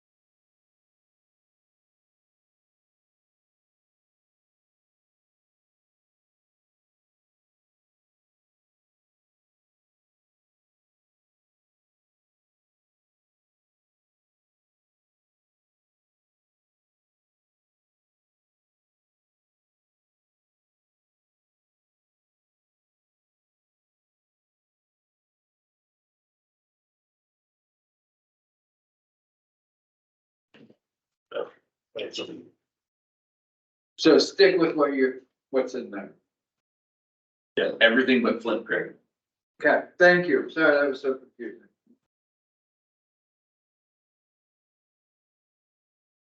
I think number 4 Is that the one I've been using? I think that's. Yes. This is the one we could change the address. 11.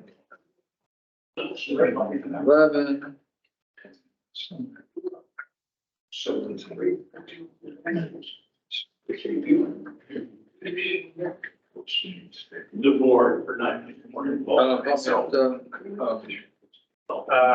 There you go. Brown. Brown skull. Silverbow Creek. Yeah, Silverbow Creek. Cottonwood Creek. You threw in Little Blackfoot River, correct? Little Blackfoot River. But not points. Right. We're all gonna have like a online check your typing contest after this. Park River Water. And then mainstream. He's got that. He's got Ah. the main chapter version. What's it around? Funded Funded, recommended. And the revision. And you can delete the ad revise. Billy, would you read that motion as it's typed, please? I motion the UCFRB Advisory Council recommends the proposed 2023 funding allocation for the main stem diversion, Browns Gulch, Silverbow Creek, Cottonwood Creek, Little Blackfoot River from the UCFRB Aquatic and Terrestrial Resources Restoration Fund as recommended in the September 2023 draft response to comment. Thank you. I second.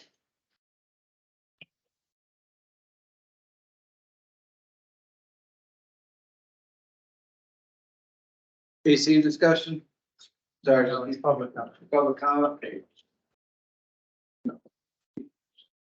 Anybody online? No public comment. Vote. Oh, I, hearing no public comment, thank you, sorry.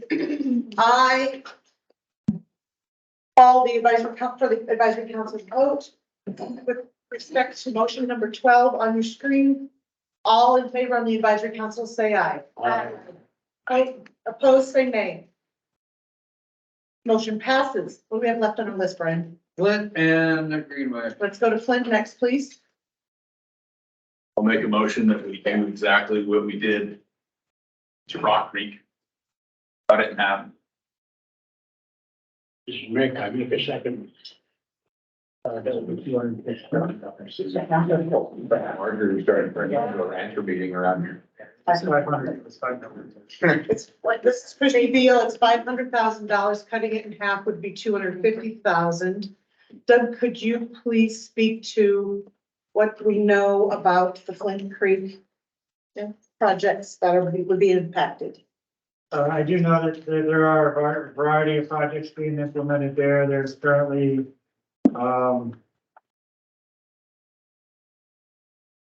if we reduced it if you reduced it by $250,000, there would be $1 million left in that allocation. For Flint Creek. So I do think that, you know, the project partners do bring lots of magic projects there. That would keep things going on. Yes. We have one public comment, or one electronic comment from Caleb, Yeah. which is what? He needs to speak. Caleb is with the. Go ahead, Caleb. Yeah, this is Caleb with Fish, Wildlife and Parks. I just want to, I don't want to weigh in on the amount that you're proposing, but I just want to give some relevant fisheries information for Flint Creek.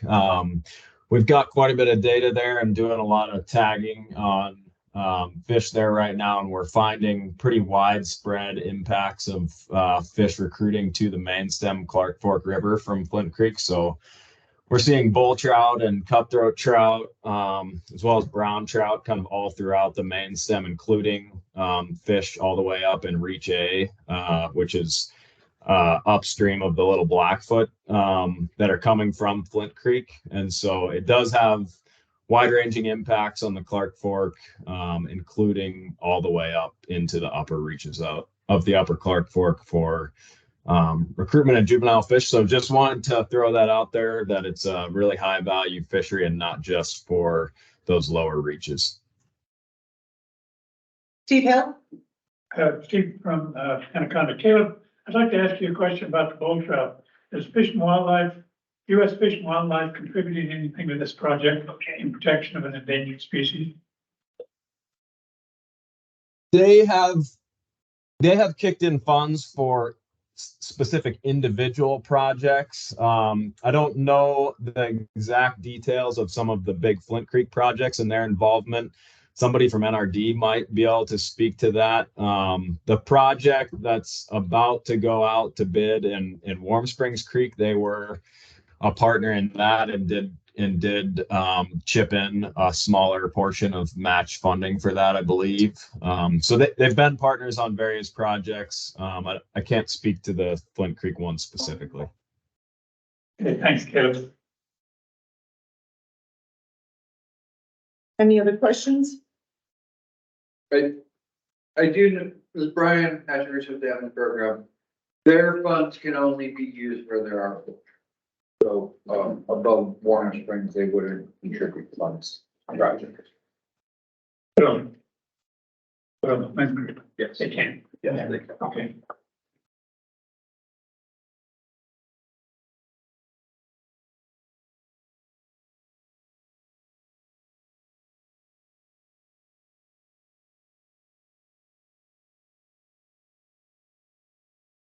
And do we do? Yeah. I guess we don't have a second on this. I'll second. I have, so for comment, Christy Beal, I know that there are thoughts about using funds from areas that are getting matches and giving those funds to projects that are not getting matches. And I'm very concerned about what that conveys to our partners who are working their butts off to get matches.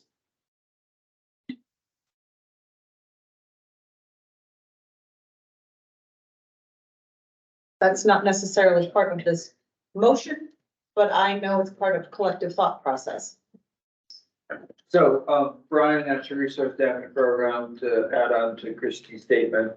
Similarly to Rock Creek, our project partner TU has done a very good job in getting matching funds in Rock Creek. Yeah, so the current project they're working on is a stream restoration project, and the only thing that the upper Clark Fork funds are being used is actually the revegetation aspect. It's about $40,000 of a larger stream stabilization reconstruction side. I don't want to shoot, this is Christy Beal, I don't want to shoot this fund in the foot, and we gotta be careful, I think, about doing about taking funds out of areas where they're getting matching and considering giving those to areas that are not getting any matching. And that we have funded for a long time without the project coming to fruition.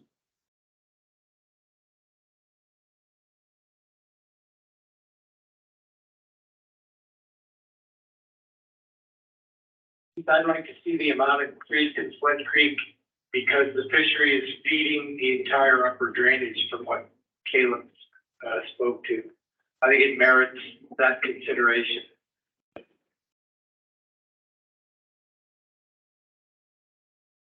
Proposed motion on this? This is Mike's. Yeah. My last two have been butchered.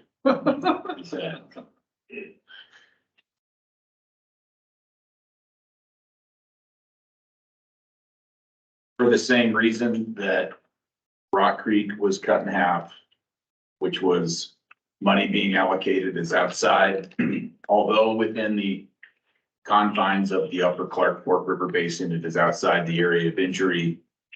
And TU and other partners can amply apply match funds and projects to other areas that we also care about and focus on, I will continue to leave the motion as it's read.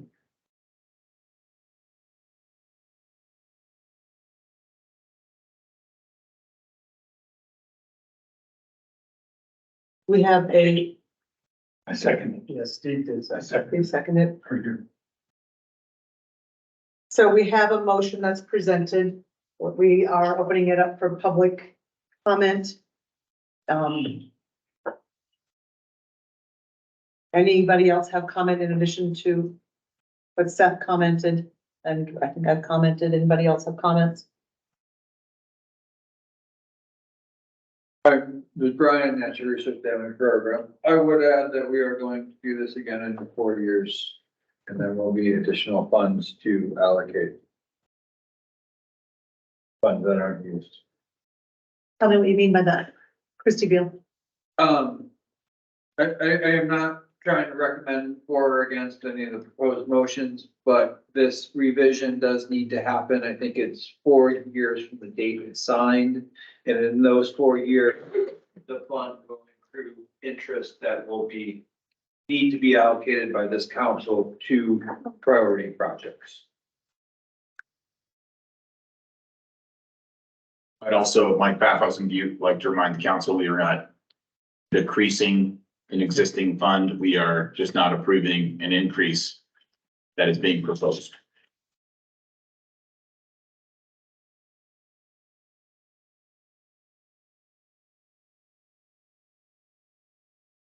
Is anybody here or online that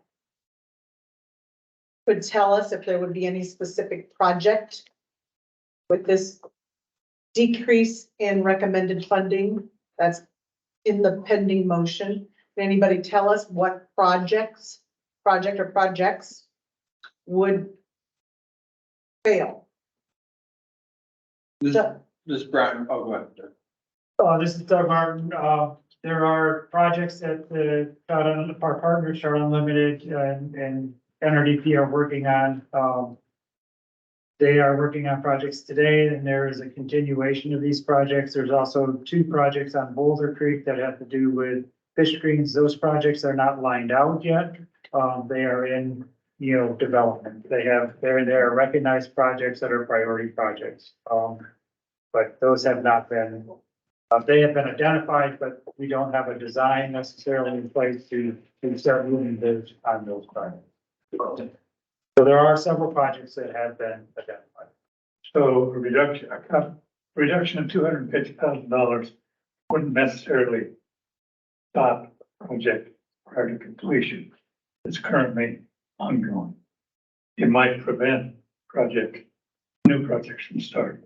It would prevent this is Doug Martin, it would prevent potentially new projects down the road. I believe the $1 million that's there is something that would, I could not tell you if it's gonna last for 4 years. It depends on the value of the projects and how many, get started when, but, I would tell you that, it's not easy to spend, the $1 million.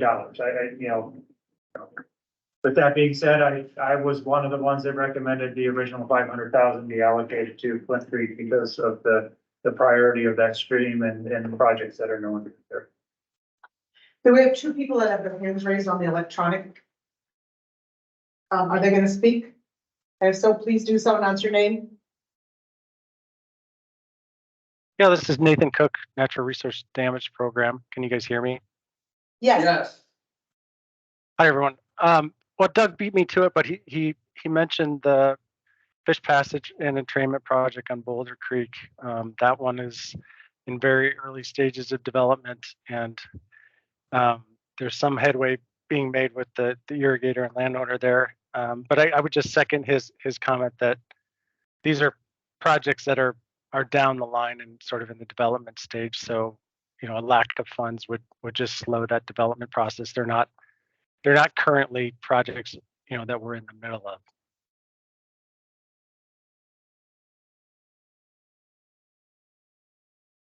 And there's a second person that has their hand raised electronically. Could you please present your comments? Yeah, this is Caleb again, with Fish, Wildlife and Parks, Caleb Erling.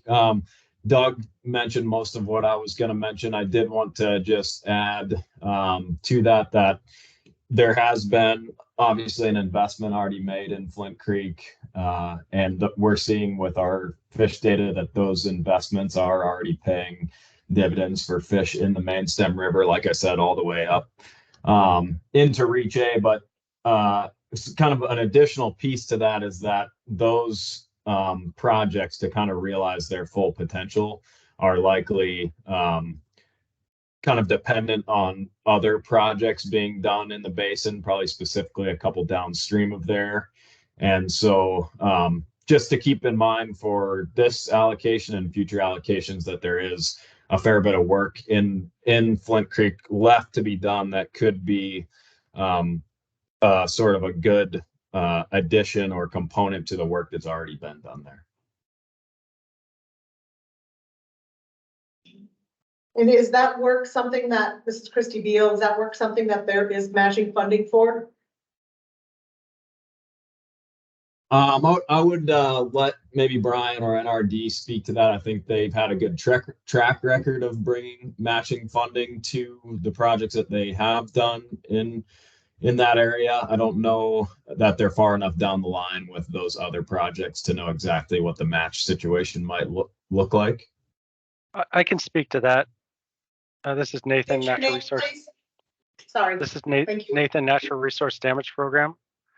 I know that Trout Unlimited in the past they've seek matching funds from DEQ and WP Future Fisheries Program, and they're currently engaging the Fish and Wildlife Service because a lot of these projects, all of these projects, have a bull trout component, particularly the potential passage projects in Boulder Creek. So it sounds like Trout Unlimited is going to be trying to lean a little heavier on the Fish and Wildlife Service for,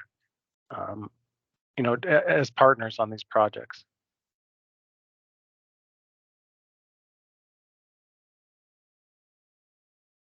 Any other comment with respect to the motion as stated at number 13 on the screen?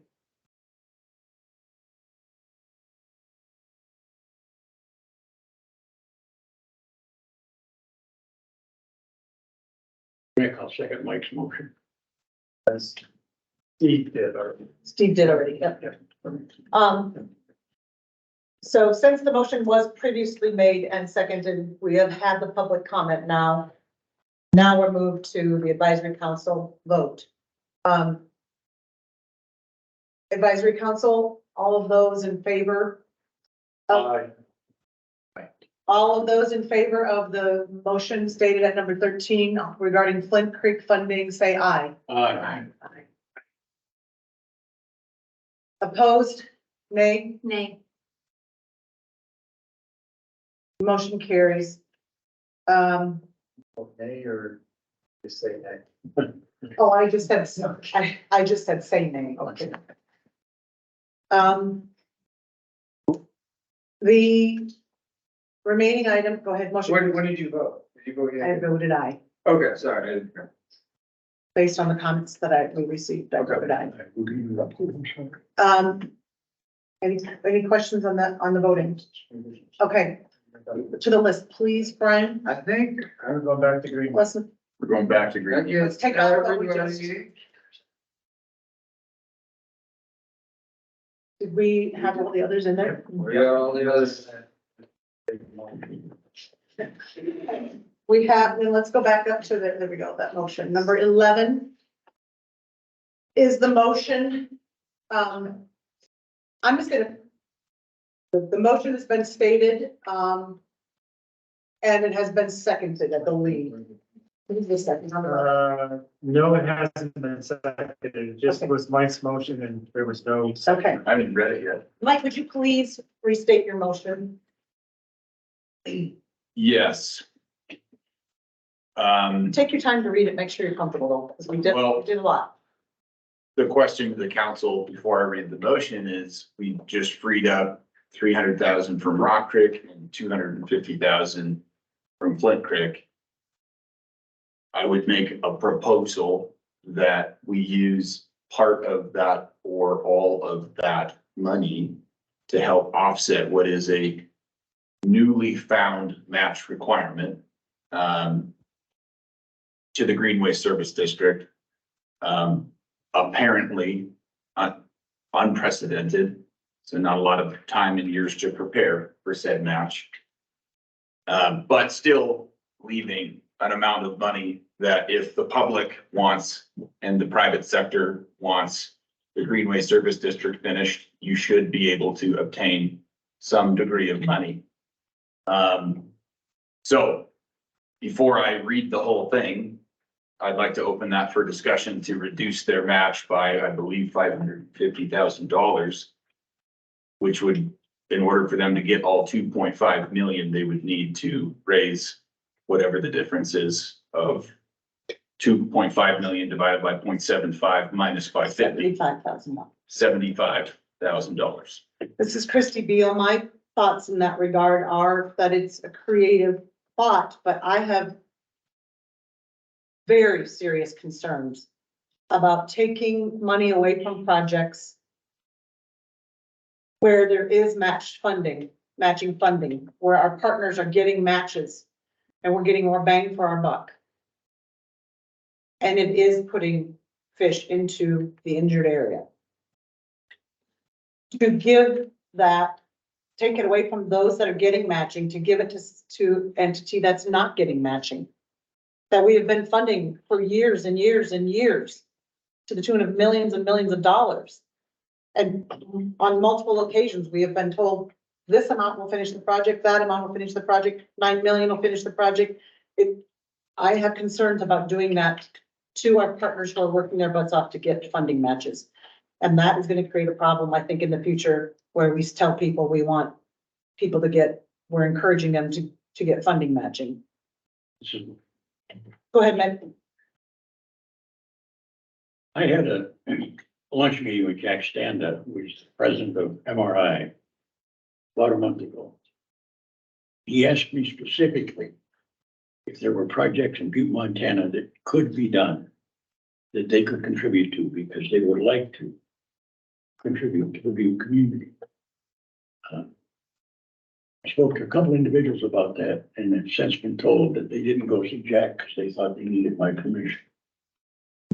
But anyway, MRI is looking to do things in Butte. I think them giving a match to this loan, this should give them a whole lot of reasons to say, wow, this is a really good thing, we could do it. And if the board would go see him, talk to him. I'm not much of a betting man, but I put some money down that he would probably give you the money because he's been trying to find a good project in Butte fund. Dory, an inquiry to you, if you're willing to speak to it. Has that inquiry been made? This is the first I've heard of this. Answering my question is what? Have you inquired with that individual? Yeah. Okay. Steve? Well, one, auto talking, if that would help. The other thing, point I wanted to make is, I think, and I may be completely wrong. If we're comparing the ease which to get grant funding or additional matching funding for a trail system compared to matching funding for a fish project. Is that apples and oranges? I just don't know. I do see a lot of opportunities for grant funding for trails and recreation projects. But that also requires its own map. So, Well, here they could say, we got $2.5 million if you want to match that. This is Rick, and I have one more comment, and I'll apologize for being 80 years old and out, but to me, not requiring this grant and making an exception is the same thing as saying, I'm gonna pay your student loan because you haven't. I think that's I think the Greenway project is an amazing project. I would love to see it get done, and I agree that we don't understand the intricacies of how long and all of the moving parts of the project. I think using funding from other projects as match sets a weird precedent and kind of, I just don't think it's a good practice. I think if we want to do something for the project, I think we need to look at it honest. I don't know if it's a reclassification of the project or looking at the project from a different angle, but I don't think it's right to take from a different project to use as a match. I think it just blurs the lines for future practice. But I think it's a great project. I'd love to see it get done, but I don't know I don't know how we do that. I don't know what that looks like. I second everything you said, Billy. I'm sorry, but there's a cartoon that comes to mind where there's the little kids going, and it's apropos this time of year. The little kids are going up to trick or treat. And there's two little kids hanging back and they're watching these other two little kids in front. Who are saying, and these two kids back here are saying, I don't think we should go up to this one. I don't think we should go up to this house. And these two kids up here have a bunch of candy in their baskets and they knock on the door. And the person opens the door and says, oh, I'm gonna take some candy out of your basket to give it to those who aren't out trick-or-treating tonight. I'm concerned of what it looks like if we take from Peter to pay Paul when Peter is the one getting the matching funds. That's my comment. Could there be a discussion? When was the first time that the Greenway Service District was fairly informed that there would be a matching requirement? When was that exact date? Same time, pardon me, this is at the same time every other organization was. This is the first time, I've been doing it for 12 years. This is the first time we're in amendment for included sinking funds and matching funds. Up till now, it was just, they gave them money. So the money's getting scarce, it's getting tougher, and more people are coming saying, I need some. I think the idea of having match required should energize people. It puts a requirement on them to be more involved and get more active and do more things and reach out. And I think the Greenwood project is great. I think your vision is amazing. I think it should all happen. But I do not think it's appropriate to make exceptions just for this one project. When Doug's got 50 of them sitting out there looking for help now that we haven't even gotten to. It's just, you need a set of rules to manage this much money. And again, and I'm sorry, I've been sitting here for 12 years watching people rate this place. Everybody's, oh, there, let's get some real easy money here. Let's go see the board. And other than Governor Schweitzer saying, you will give me $14 million to buy the dog. It happened over and over again on a lesser scale. And we don't have the kind of funds to do that. We did not do this to CFWeb. With the first request for funding from CFWeb, we encouraged CFWeb we gave them the money they requested and encouraged them to continue to seek private funding sources and slowly increase their match requirement. Up to 50%, yes. So this is Doug. CWIP has always been required to provide a 50% match. So when they have come back for additional funds, or when they got the additional allocation in 2012, and then when they came back for additional funding, I think it was 2020, we used the same contract in the same contract contingencies where they have always been required to provide a 50% match. In addition, there's another fallacy in that position, I think, Mike, in that this is not Greenway's first ask of us. Well, it won't be the last. They've admitted that too, which we know. So what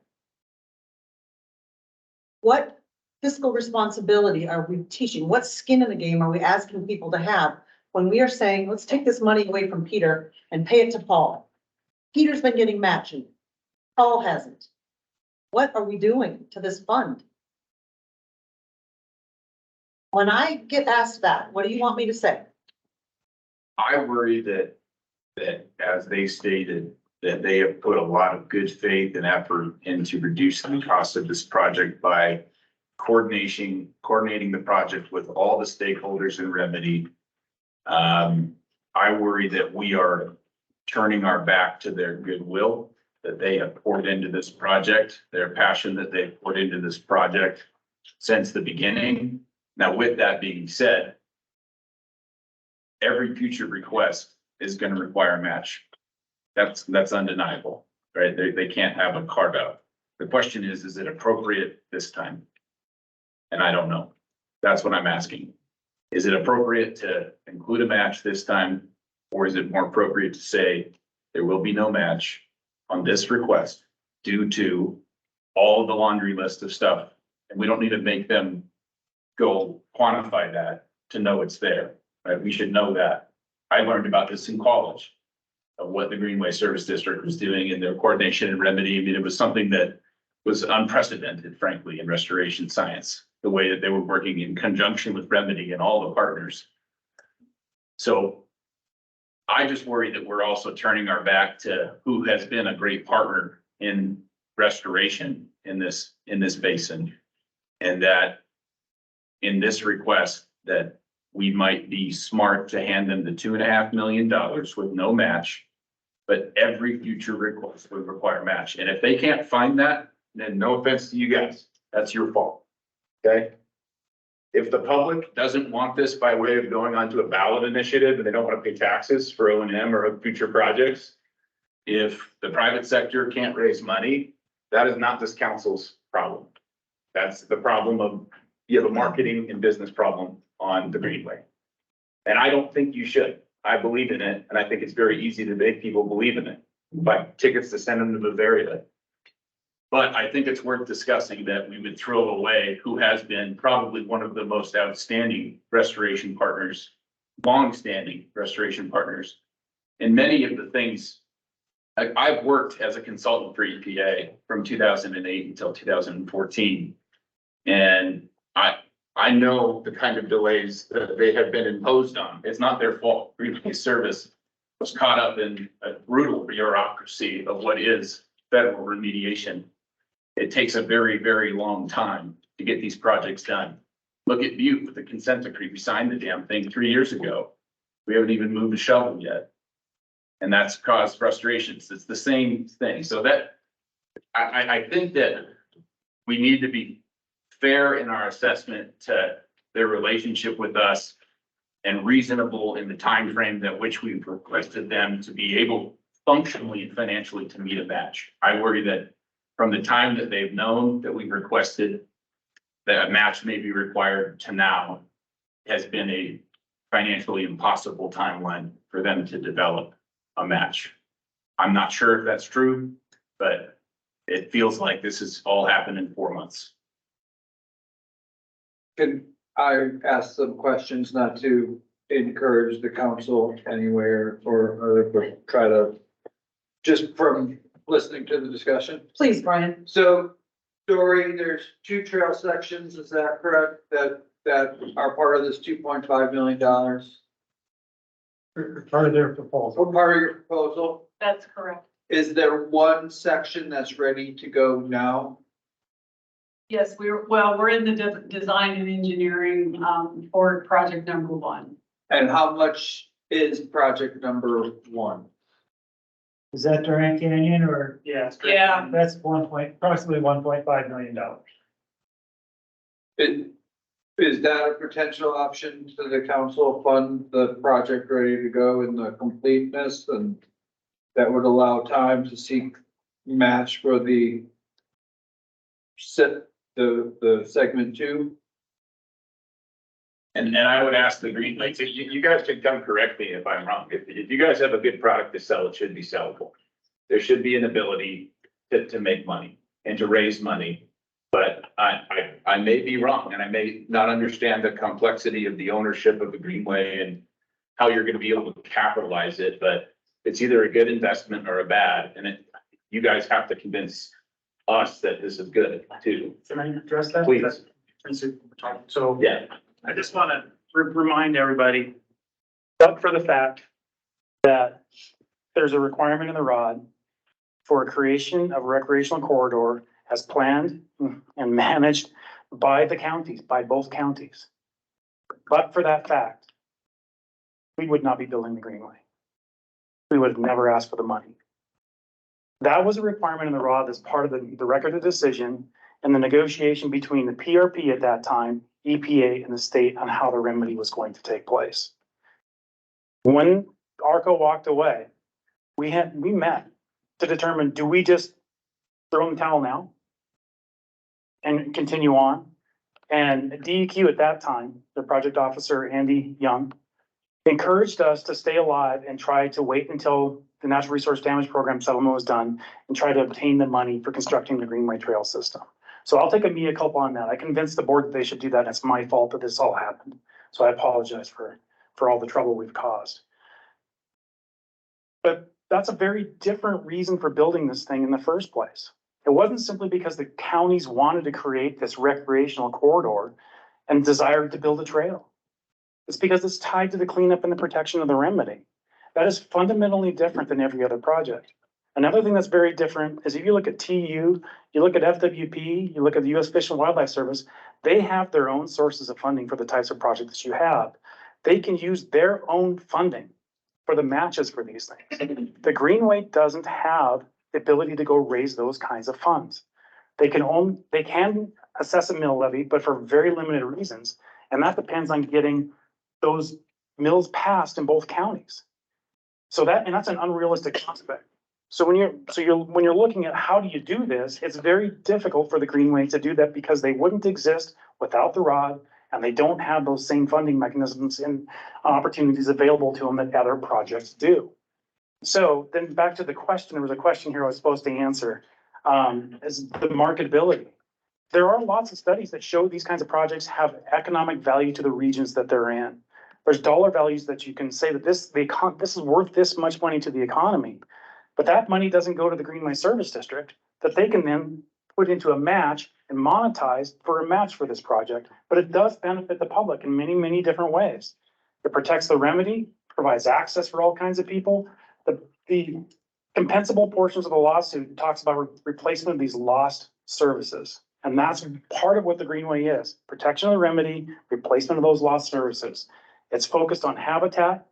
We've lengthened the stream channel by 2 miles.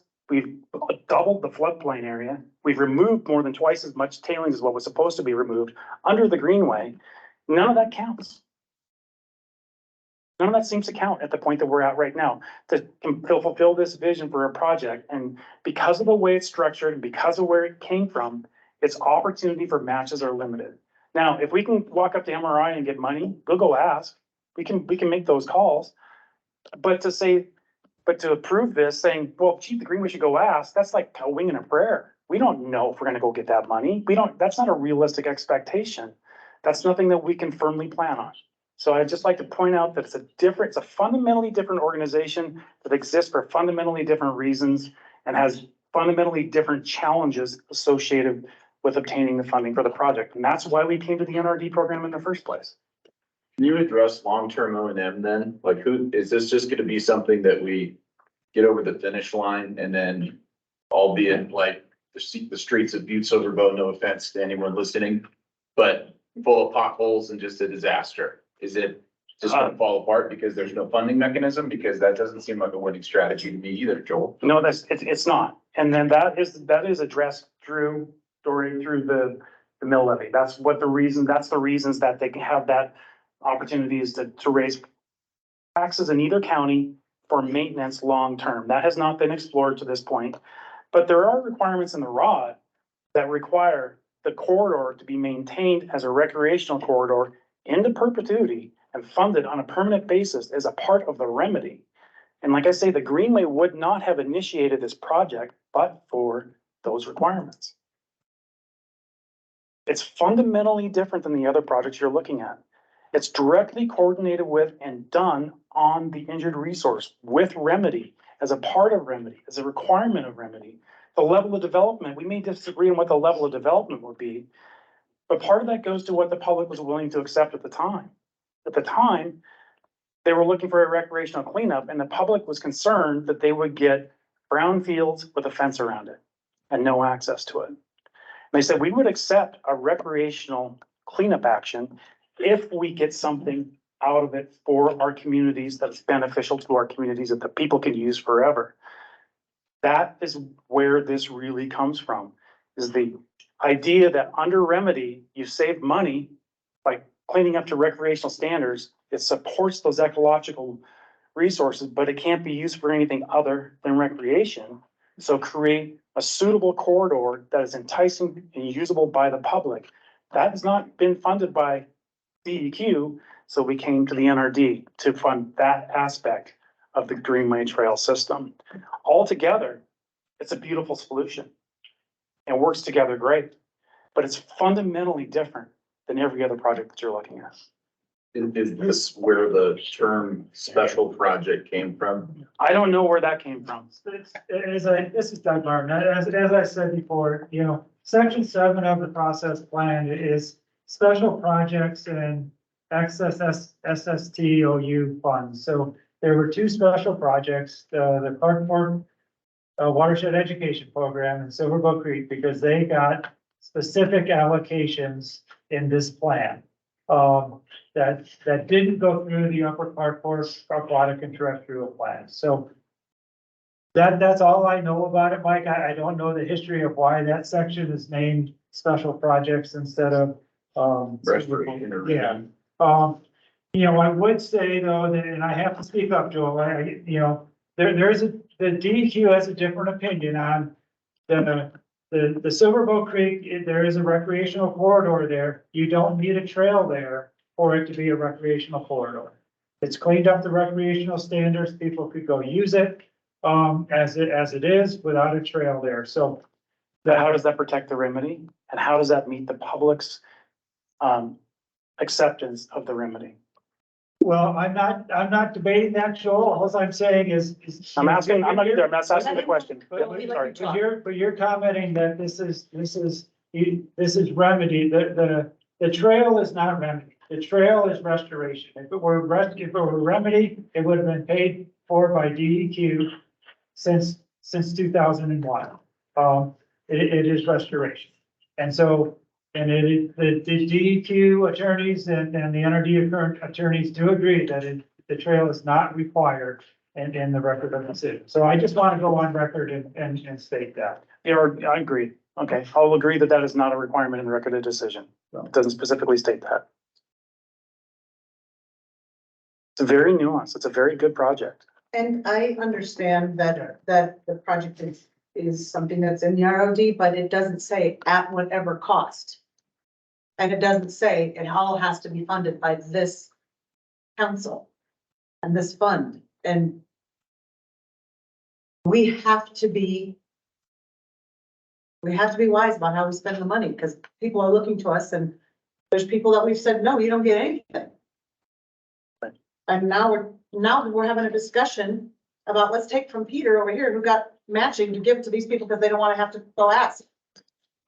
Yeah. We have to answer those questions. And so. And I do not envy you in any way in having to answer those questions.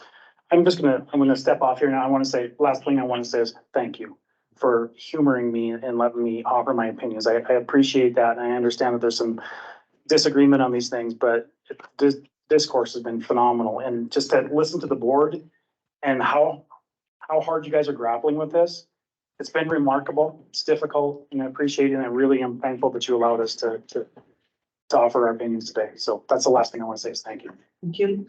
This is Mick. I just have to say, it's a wonderful project. The people are working on it are great people. They've been working on it a long time, too long, but you gotta live by some rules. If there's anything wrong with the world today, we keep reducing our rules, please other people that don't meet the standards. Lower the requirements to become an officer. We will lower the requirements to pass the PT test in the Army. We will lower the standards required for loans. We keep rolling things back. And there have to be some principles that you live by and a moral code. And Doug's done this. I've got to say the NRDP, in my mind, is saints and saviors. They are the only organization in Montana that has protected the people of Butte, Montana. DEQ's come after us, states come after us, the local county government is supporting our goal in using clean soil, online contaminated soil to finish their project on the Butte. The NRDP is the only one that is standing in the way and has stood in the way. Pascanino is now gone. And Mr. Ford have been saints, and Doug's backed him up the hill. He's cost, he's had problems from the governor's office for standing up for those guys. And everybody on the board, I think everybody in this room, I really do think the world of it, but there are principles that have to be met. And they say with too short a notice, they had, they got the original grant in, I think, 1998 or about there. They got another $8.5 million in 2012 and said, we'll never come back. That's enough to finish it. They've come since then, and someplace there has to be a line drawn, because in the 12 years I've been here, there have been a lot of people coming in here saying, give me. And, Trout Unlimited and the Rocky Mountain Elk Foundation are both fantastic organizations, but they can get money damn near any place. They've been coming to us every year for the last 13 years. There's got to be a point where somebody says, stop, enough. Let's live by the rules with everybody and not make exceptions. I'm sorry I'm such a grump, but I just watch the world dissolve around me. And Mike Pathausen viewed, we also have to remember that, we might have to justify $2.5 million of expenditure, but if it's not provided, or it's provided in a fashion that's financially unfeasible or legally unfeasible for these guys, based upon the structure of the Greenway to raise funds, we have to speak for the 26 million that's now burnt. So this council would be responsible for the 26 million that is invested into nothing. Mike, Because it's non-contiguous, so we have that on our shoulders too. Mike, this is Christy Beal. Are you speaking to the notice issue, or are you advocating for no match? Both. I think the notice is inappropriate. That we can't just take years of work without providing a reasonable and ample timeline to an organization to respond. Now, I don't think it's wrong of us to ask for a match at all, but I do think that there has to be a degree of appropriateness and ethics that are applied to how we choose to impose that. And just doing it in a blanket form isn't always the best option. There's things called phase-in approaches and things like that. But we are responsible for the money that has been invested into the project. And if the project is non-contiguous or dies, that's on this council too. That's on us too. Because if we put something that they can't complete, that we're gonna have to carry that, and we're gonna have to speak to that. And I'd way rather speak to why we spent $2.5 million to finish a restoration project that has recreational benefits and remedy benefits, than speak to why we exploded $26 million of past investments because of a rule that we decided to suddenly impose. We have a comment, electronic comment. Could the person who's got their hand raised electronically please state your name and provide your comment? Yeah, my name's John Sesso, and I would like to comment. I have been involved with this, for those of you on the council who don't know me. I was there when we got the original grants as an employee of Butte Silver Bow, as the planning director and as a person in charge of the Superfund activities for Butte. So I know all about the project extensively. And just to cut to the chase, I've been listening throughout the day to all of the presentations regarding the restoration plan update. I think you've made all good decisions. With regard to the Greenway, I guess I raised my hand just to support the motion that Mr. Pathausen has made to resolve and move on with respect to this particular issue. There is the all of the history. I disagree strongly with Mr. Martin and whatever DEQ's perception is of the Greenway not being part and parcel to the remedy. That was the understanding from day one with respect to this project. And we still haven't seen DEQ's institutional controls program on how they intend to maintain this remedy in the long term without the benefit of a Greenway trail that gives the public the incentive to help DEQ take care of this corridor long into the future. But I believe Mr. Pathausen has come to a point with respect to your business in front of you today, giving the Greenway the 2.5 million so they can proceed with the two projects that they have proposed without the immediate necessity to go raise $625,000 to get that project done in 2024. I think Ms. Skrukrud made a good point earlier that if she's asked to go get the 625 and has to delay the design and the development of the plan to do these two projects, it's likely going to push that construction past 24 into 25, and the costs are just going to continue to go up, and we're going to get less bang for the not only the 2.5 million that's on the table today, but all of the money that's been spent to date.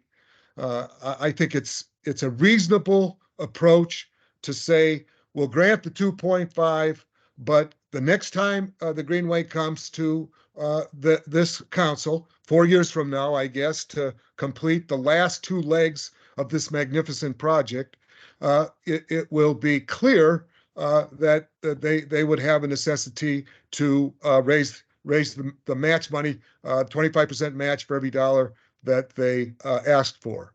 That is a reasonable approach. There is no, I can see both sides in listening to this, but this is a special project.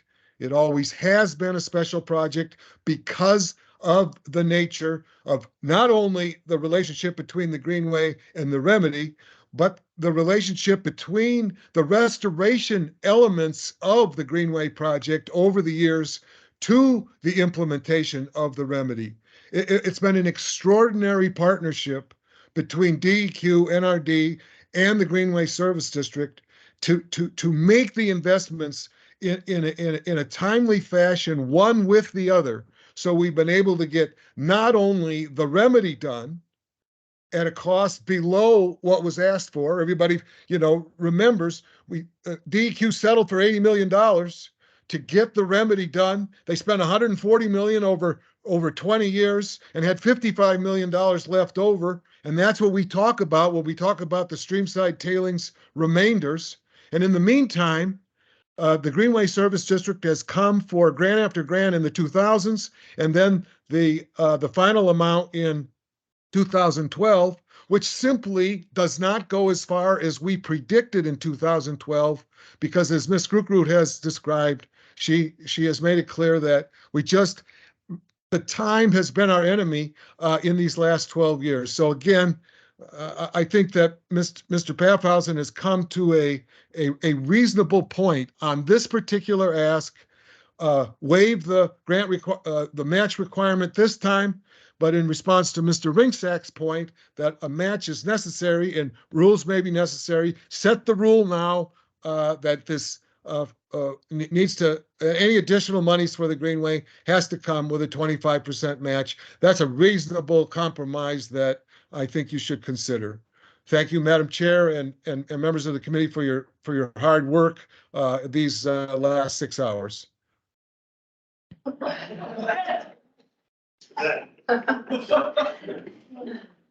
Any other comments electronically? Okay. This is Christy Beal. I'm trying to figure out if we have something we could talk about that addresses one of the big things I'm hearing from people is that this notice of the need for a match is a big deal. My concern is the multi-county trail project, we just require them to have a 25% match. Same notice. This arguably, somebody could say is a little bit different because they've been coming to us for 23 years for money and never had to have a match. So maybe this one can be distinguished that way, but And I hear what you're saying, Mike, on can we phase it in? I also hear that the Durant Canyon Trail, and I'm asking for anybody to correct me when I get done with my rant. I mean, my comments. I also hear that the Durant Canyon Trail is gonna cost $1.5 million of the 2.5, and it's ready to go. And that asking for a 25% match on that would derail that. Which leads me to believe that the other trail is to cost 1 million. And my understanding is that second trail would get going in approximately 2025. I think that requiring a 25% match on the second trail gives them notice where to go to get money. Ideas have been presented today. I would just, this proposal that I'm just talking about right now would be to amend the motion to fund the 1.5 million for the Durant Canyon Trail and fund the other trail at 1 million with the requirement that the second trail is going to require a 25% match. That gives some phased time. It does not meet. There is a difference. We're requiring the other recreational project to have a 25% match. We're not requiring this one right off the bat. If this idea I'm talking about comes to fruition, but it also allows this committee or this council to not be responsible for the failure, to not be responsible for the perception that it is responsible for the failure of the Greenway Service District, because I don't think we would be. That's because you get money from somebody once doesn't mean you're entitled to get it again. And I hope everybody from the Greenway Service District hears loud and clear. Get 25% match if you ever come back and ask for another dollar. But this also eliminates this proposal of doing 1.5 million for the Durant Canyon Trail and then 1 million for the other trail, but you have to get a 25% match for that other trail. It handles the notice issue. It eliminates the perception that this council is responsible for this project not coming to fruition, which I will say it's already been very successful. It's already been a great project, so I wouldn't agree with that, but whatever argument. It eliminates the perception that we're robbing Peter to pay Paul, Peter who's getting match grants already. It does also reduce, it would also reduce the Greenway Service District's matching requirement, which I know will disappoint my friend Nick, but we're giving them time to learn the fiscal responsibility, and partnership is something we are asking for, and we mean it. So with that, Mike, I would ask you if you'd be at all interested in modifying your motion. You can absolutely say no. And we have I believe we have a second on it already. Don't we? No, we do not have a second. Okay. I would like to ask the reasonable time frame by which you guys feel in front of the 3 counties that may benefit from this project, because it should be all 3 who participate in O&M, right? Not just Butte-Silver Bow. What's the reasonable time frame to get a mill levy, get it passed, and make money so that O&M and other future projects could be funded through the mill levy to finish the project? Is there a time frame that you could put on that? Understanding, of course, that a mill levy is not your only option for Yes. getting. But it sounds like it's the predominant one because it's government-owned property. Well, it depends if you're talking about construction or all. So let's And immediate O&M versus long-term O&M. let's talk about the next funding request. How So long now- would it take you to No. be able to find a way? I don't want to put you guys in a predicament that you can't overcome. Does that make sense? Mike, let them come to the podium and answer, because we can't hear what they're saying. Please.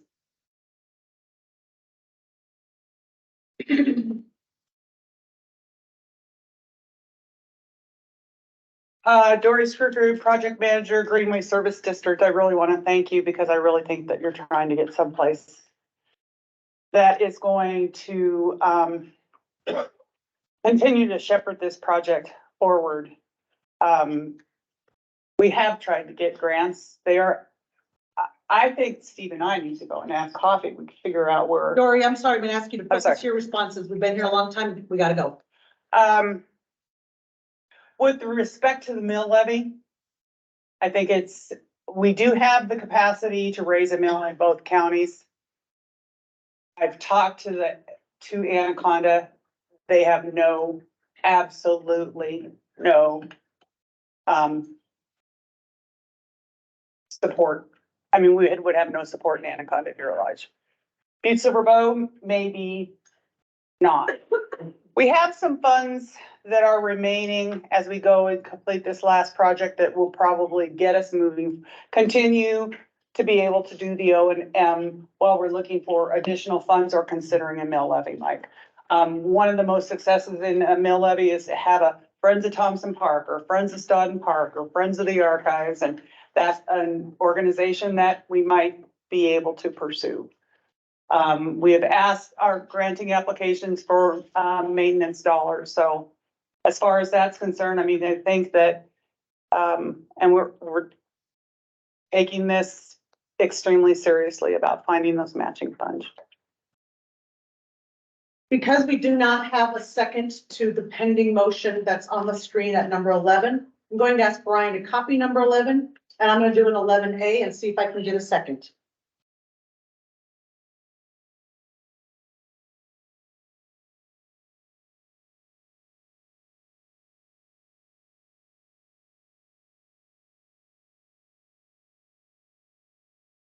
There's a name of it all. Page for you.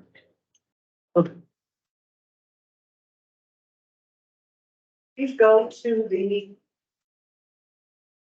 end of it.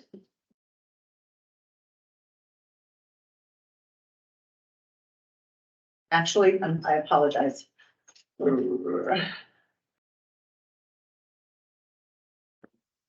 to about the fourth line, fifth line, where it says September 2023 draft response to comments with the following amendments to the draft response. And then right before amend, right there, go down the line and put a period. Put a capital A on amend. Go down to the end of that after the end quote with the new paragraph, then B period. Amend the funding to allow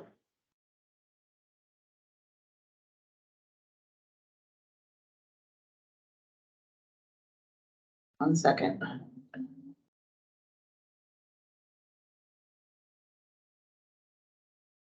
To allocate amount, let's see, amend the funding to allocate $1.5 million of,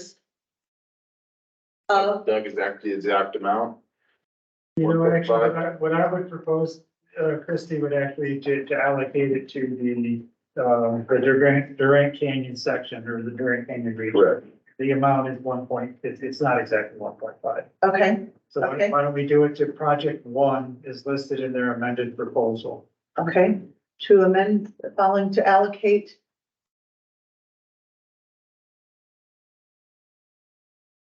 to project 1 as The Durant Canyon, Miles Crossing to German Gulch.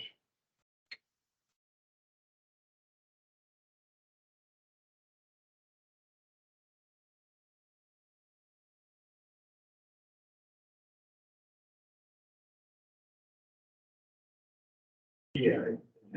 Okay. That's what I don't get a version. Or basically.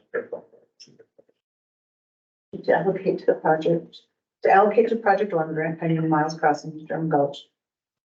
This is put, instead of their project, put GSD's project proposal.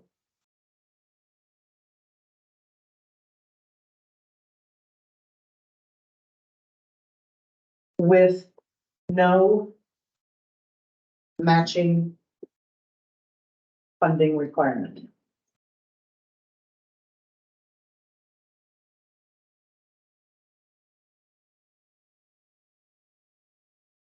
But to keep the matching funding requirement for the Project number 2. Highway 1 to Stewart Street.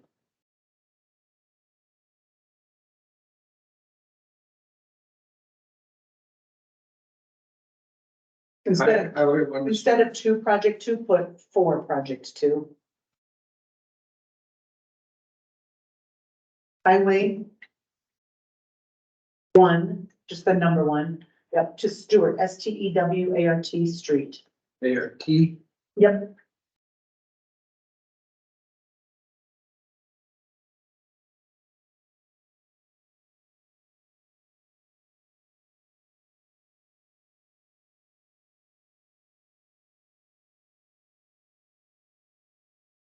Both.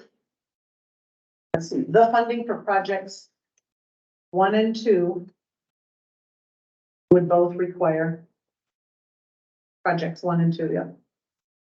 Would both require the O&M insurances. Back in Maintenance, operations and maintenance plan. yeah, would require the assurances. Bringing it right now regarding operations and maintenance.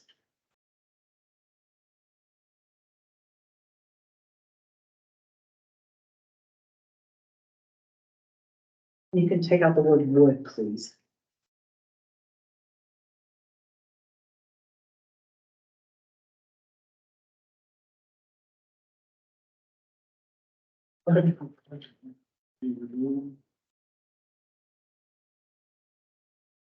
The intent of my effort here is to give Greenway Services District an additional year plus to prepare for the matching requirement.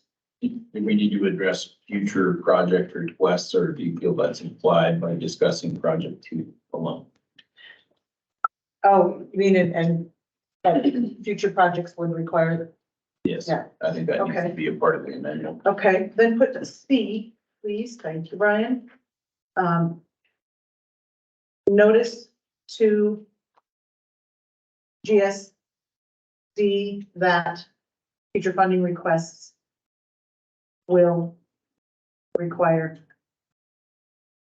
the matching, the 25% matching. 25% matching for recreation dominant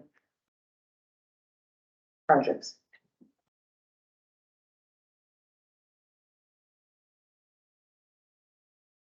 Dominant, please.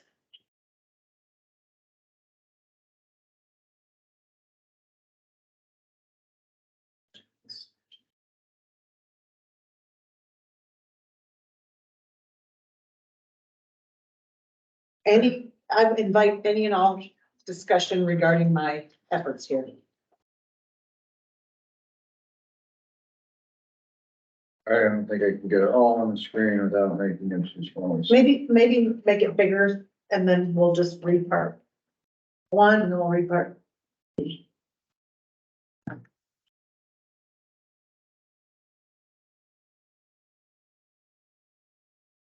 we have a comment?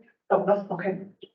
My comment is I applaud the effort to continue this project, but start imposing rules that have to be imposed in order for preservation of the fund and longevity. I think this is a very good 11A, is the best one of the day. It was most of it. It was about half the day.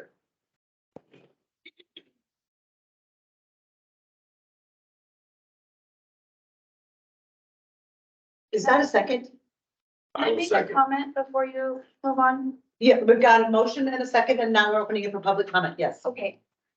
On C, you specifically said the 25% match. Can you guarantee that in the future it will always be 25% match? How do you know in the future if we won't change the percentage to a different percentage for the?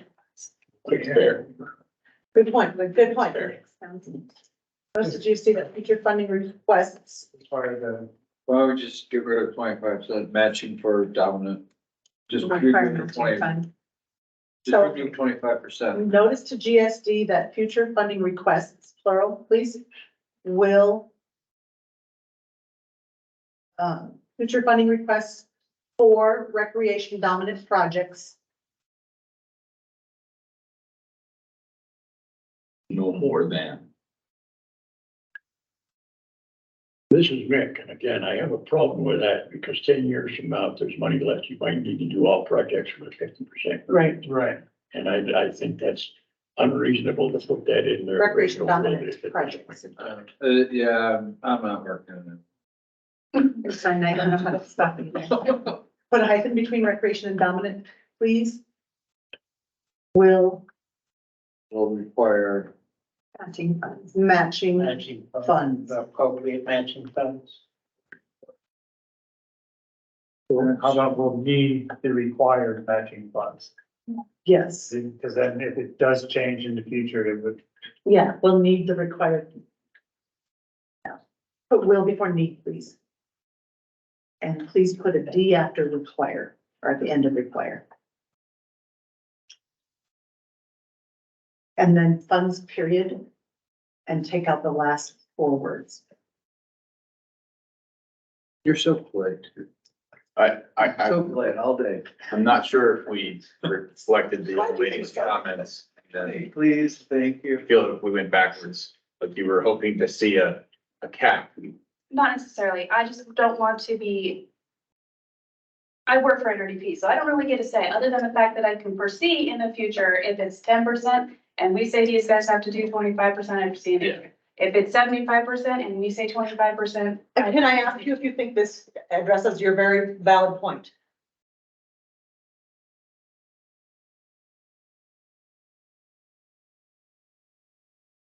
Yes. Great. We have a motion and a second. Do we have any comments on any additional valid comments that you just had? Thank you. I appreciate that. On the proposed motion. Council? RDP? Public?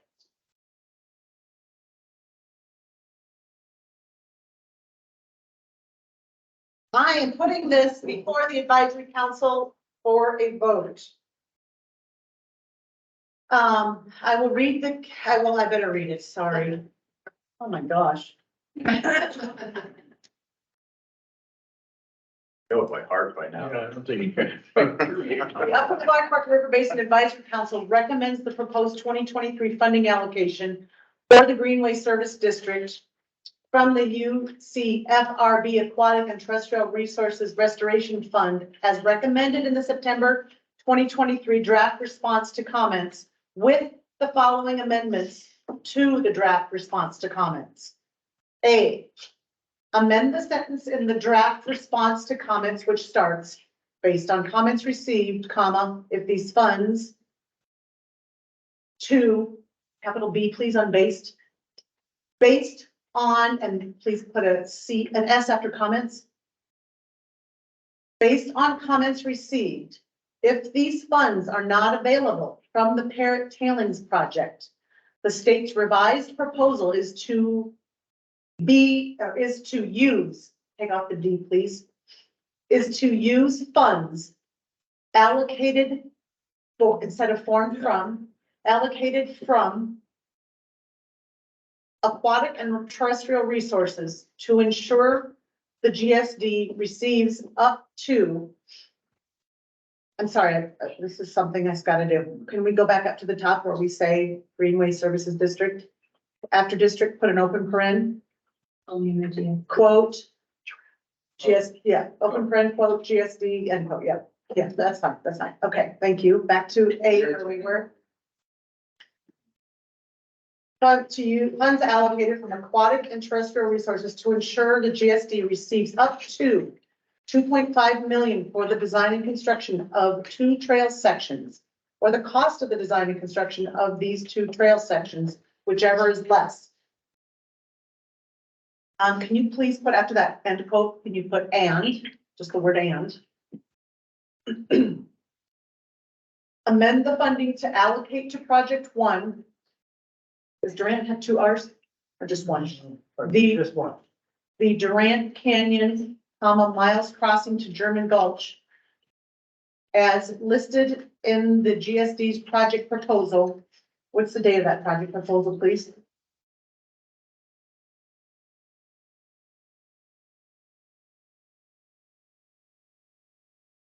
May 2nd, or May 12th, 2023. That's the revised one, correct? Yes, yeah. Okay. Yep.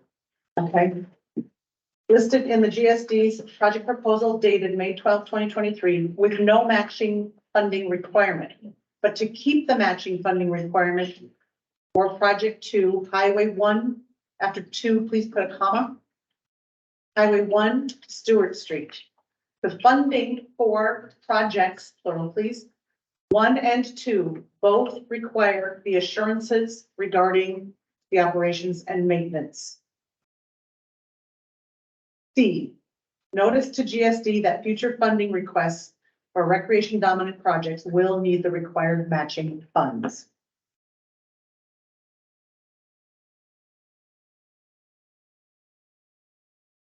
That is the motion, and I will second the revised motion as read.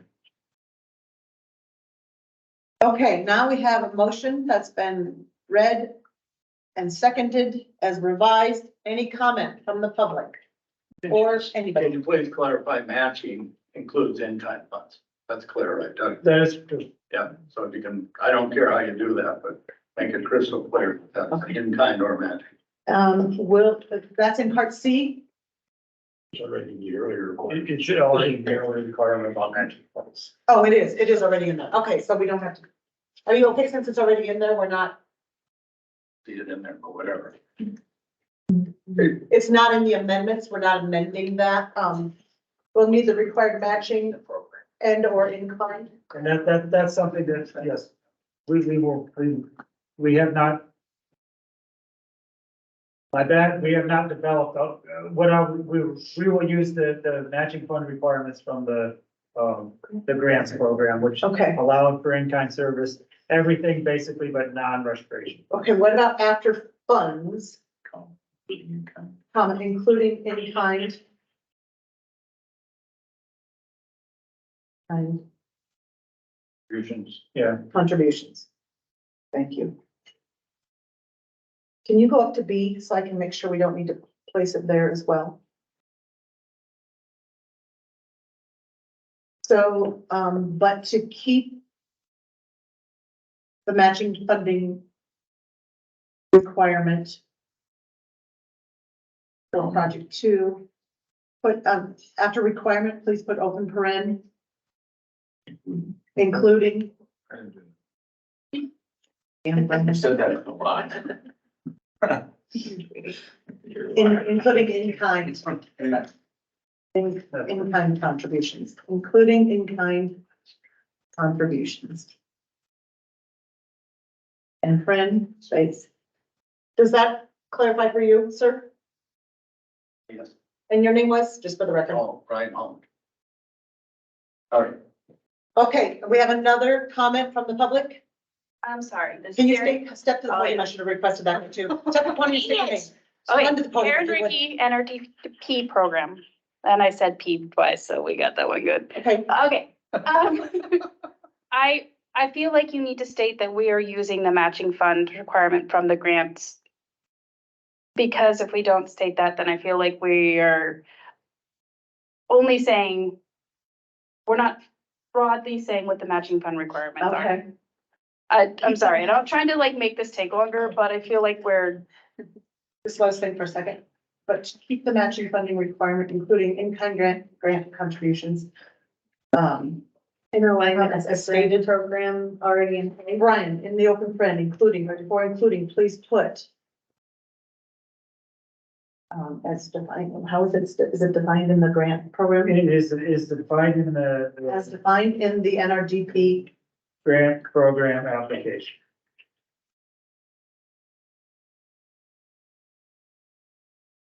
And does that definition in the NRDP grant program application already include the reference to in-kind contributions? It does. Okay, so you now can take out the including part. Sorry, just put the end paren after application.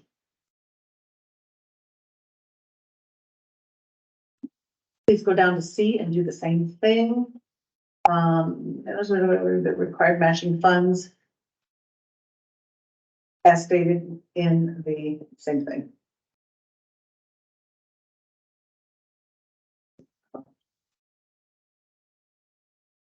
As defined in the NRDP grant. Yep, there you go. You can put the period at the end of the paren. Please, thank you. And you can take a comma out before the open paren, please.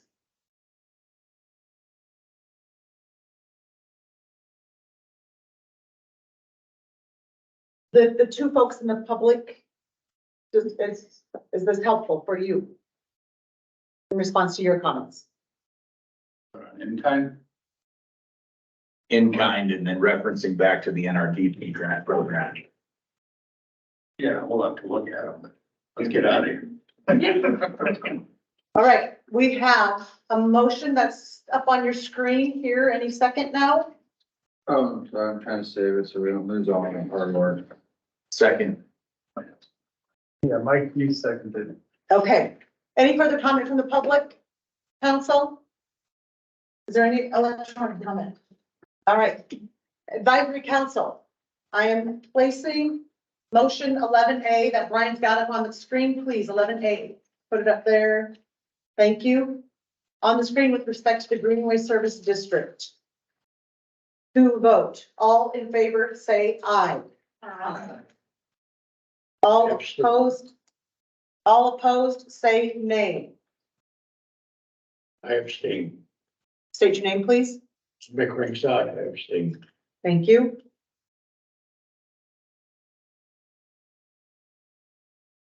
Folks?